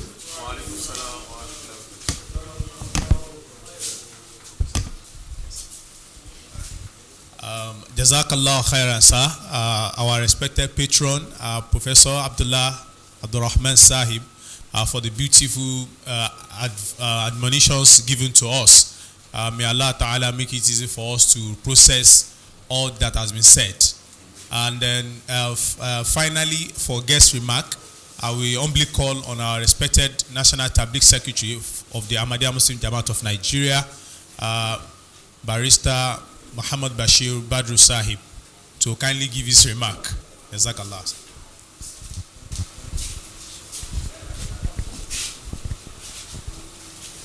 Assalamu alaikum wa rahmatullahi wa barakatuh.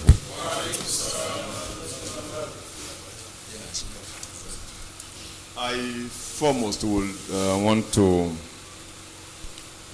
congratulate you for being able to host this year's Ahic against all odds. While listening to the former Sadar, I was able to pick something which really, I think that is my takeaway from this meeting. And that was, some years back, 2-3 years ago, some guys will come to Jalsa, cruising around, forming like big boys, while they will be wearing, just one dress, Kudam uniform, dirty, tattered, rugged. They were feeling like big boys. He said, today, what they think they had then, they too have now. They have become equal.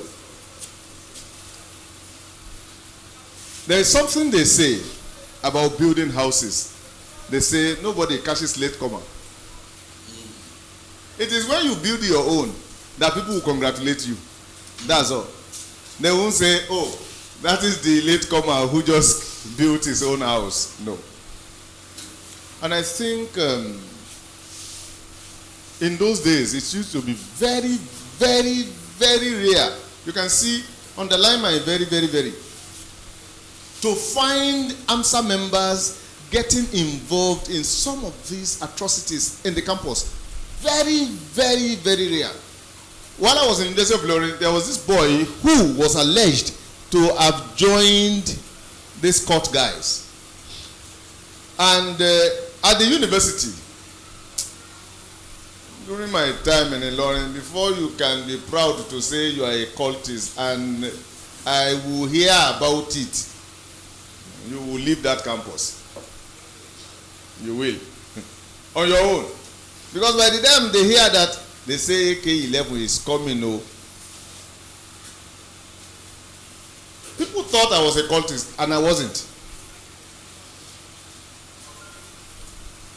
But they don't know where is that courage coming from. He will invade their meeting. He will displace them. what is he doing himself? Then I went there to pick that boy from amongst them. And I warned them. This boy is not part of you and must not be seen here again. People who saw that action felt, a boy to Loma, boy. But the boy is still standing here today. And nothing happened. Those cases were rare cases in those days. But today, is it still the same rare cases of Amsa members being cult members? No. That's really, really unfortunate. And that goes back to our respective homes. Parenting. And this is exactly, by extension, what gave birth to what we are experiencing today.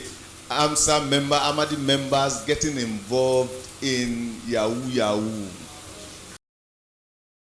Yesterday, I was still at EFCC's office in Ibadan. I had to leave EFCC's office in Ibadan to come and observe Juma. Then went back there because one of you got involved and we have to get him out on bail. It was really, really pathetic. I was not really willing from start to get involved because things like that are not our prides. But Yoruba has this adage, Akile omo buruku fekun paje. Ọ̀bẹ gé ọmọ lọ́wọ́, ọmọ sọ ọ̀bẹ nù. Ọ̀bẹ ti ṣe ní tí ó ṣe already. So, yeah, I had to convince myself at the end of the day and said, he has made his mistakes. And we all have times when we commit our mistakes. My prayer is that he realizes this must not repeat itself again in his life. Spending 5 weeks at the police net is not my mind. There is no preparation for outcome of crime. When you get there, you will know what it means. If you have not gotten there, what's the big deal? What's the big deal? Want anyone? He torture you on EFCC. Get there and see. Please don't get there. Don't ever allow yourself to be there at all. At all. My advice is that Amsa during their time, was recognized as models. We were threat to MSSN.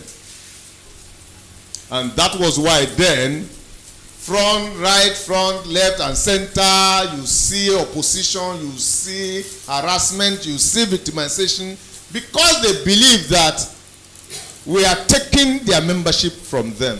Is it the same story today? I'm just asking. Is it the same story today? Or some of you are already going to join them, believing that Amsa Tason Sonjare will say come back. I think we need to do a rethink. And this is an assignment for all of us. And I pray Almighty Allah enable us to discharge this responsibility successfully. Education. Yes, it's good. I listened to a question as answered here on somebody who possesses all these qualities and yet broke and cannot be bought for a penny. I said, yes, it depends on what a penny actually means. Because those who want to buy such person with money will never see any quality they want to buy. They want to see value, monetary value. No, he possesses more than monetary value. So those who know the quality the man possesses are those to buy such a person. This is my understanding. And like Dr. Shoaib said, you cannot. Former Sadar at least displayed that to all of us. We saw it. At the medical school, serious threats, and yet he will always be here for mulk meeting. And he will be telling Sadar Sab, Munji Lola Rola, because I need test. Why do you come in the first place? I will come. And he will go. Somebody even threatened him that he will only graduate. Today, the person cannot say the same thing to him. If you give your time to God, Allah will continue to protect you wherever you are intimidated or harassed. Allahumma kfinihim bima shita. I think that is the prayer the Prophet Islam taught us.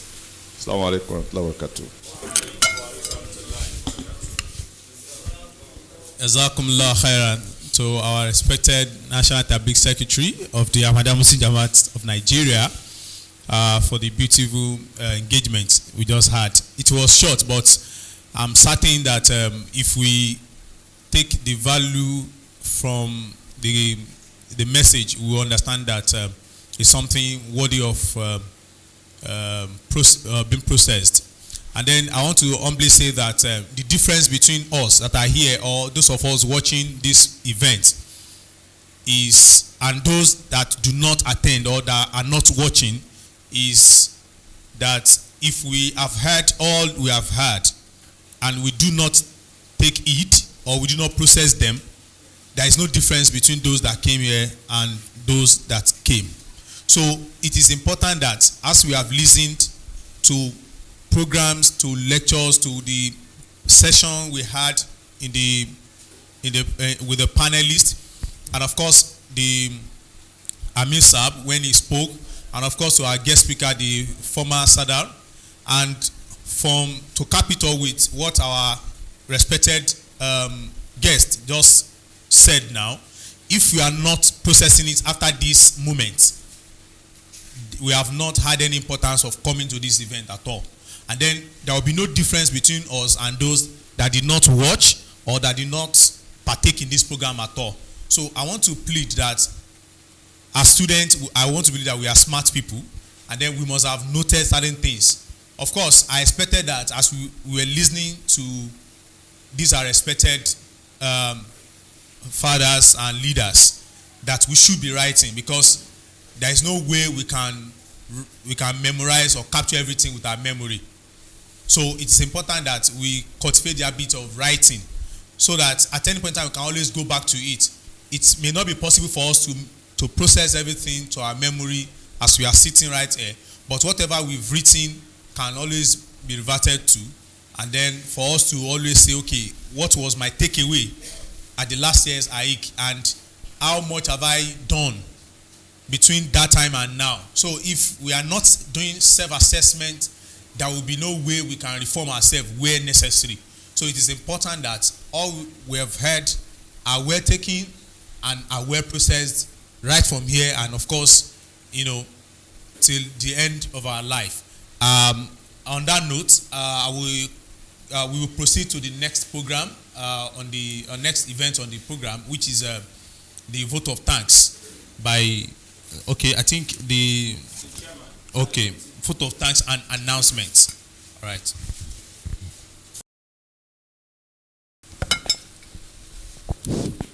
Alhamdulillahi Rabbil Alameen. We give thanks to Almighty Allah, who has favored us over his numerous believing servants. We give thanks to Almighty Allah for making this program a reality. We owe all praises and adorations unto him.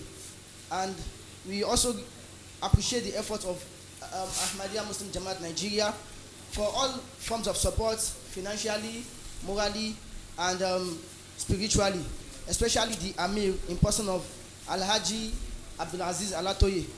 We say Jazakumullah khairan, ahsana jaza.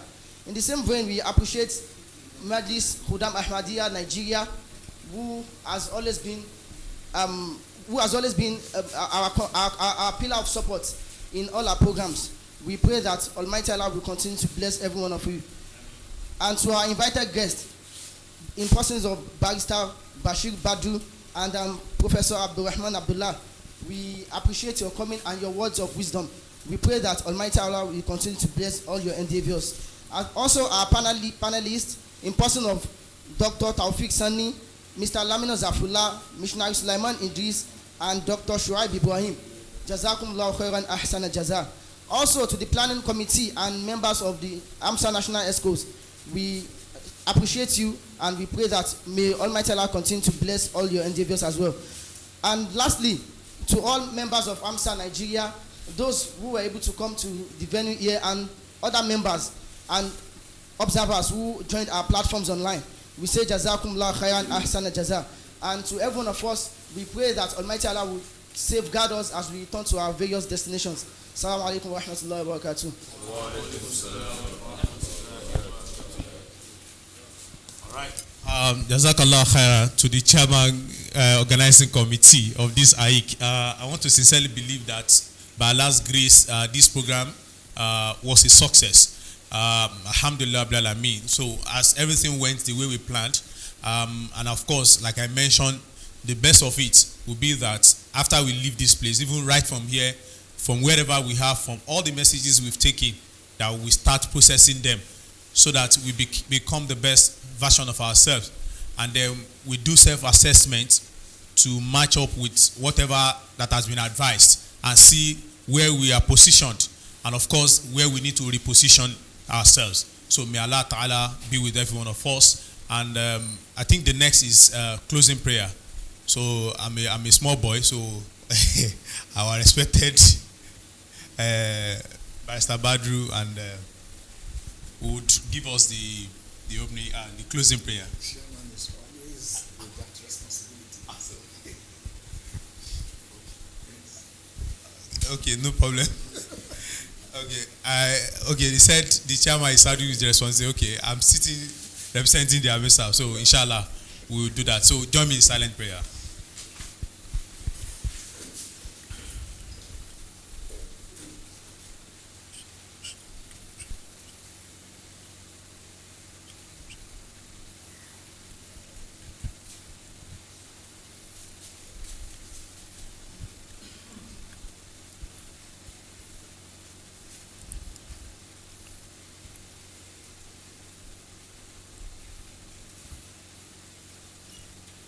Allahumma ameen. Assalamu alaikum wa rahmatullahi wa barakatuh.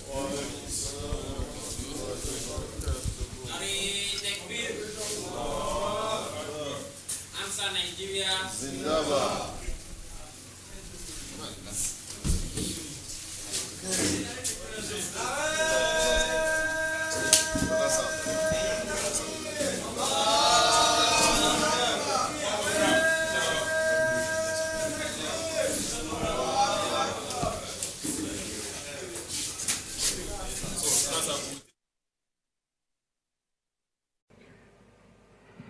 La ilaha illallah Muhammadur Rasulullah. La ilaha illallah Muhammadur Rasulullah. La ilaha illallah Muhammadur Rasulullah.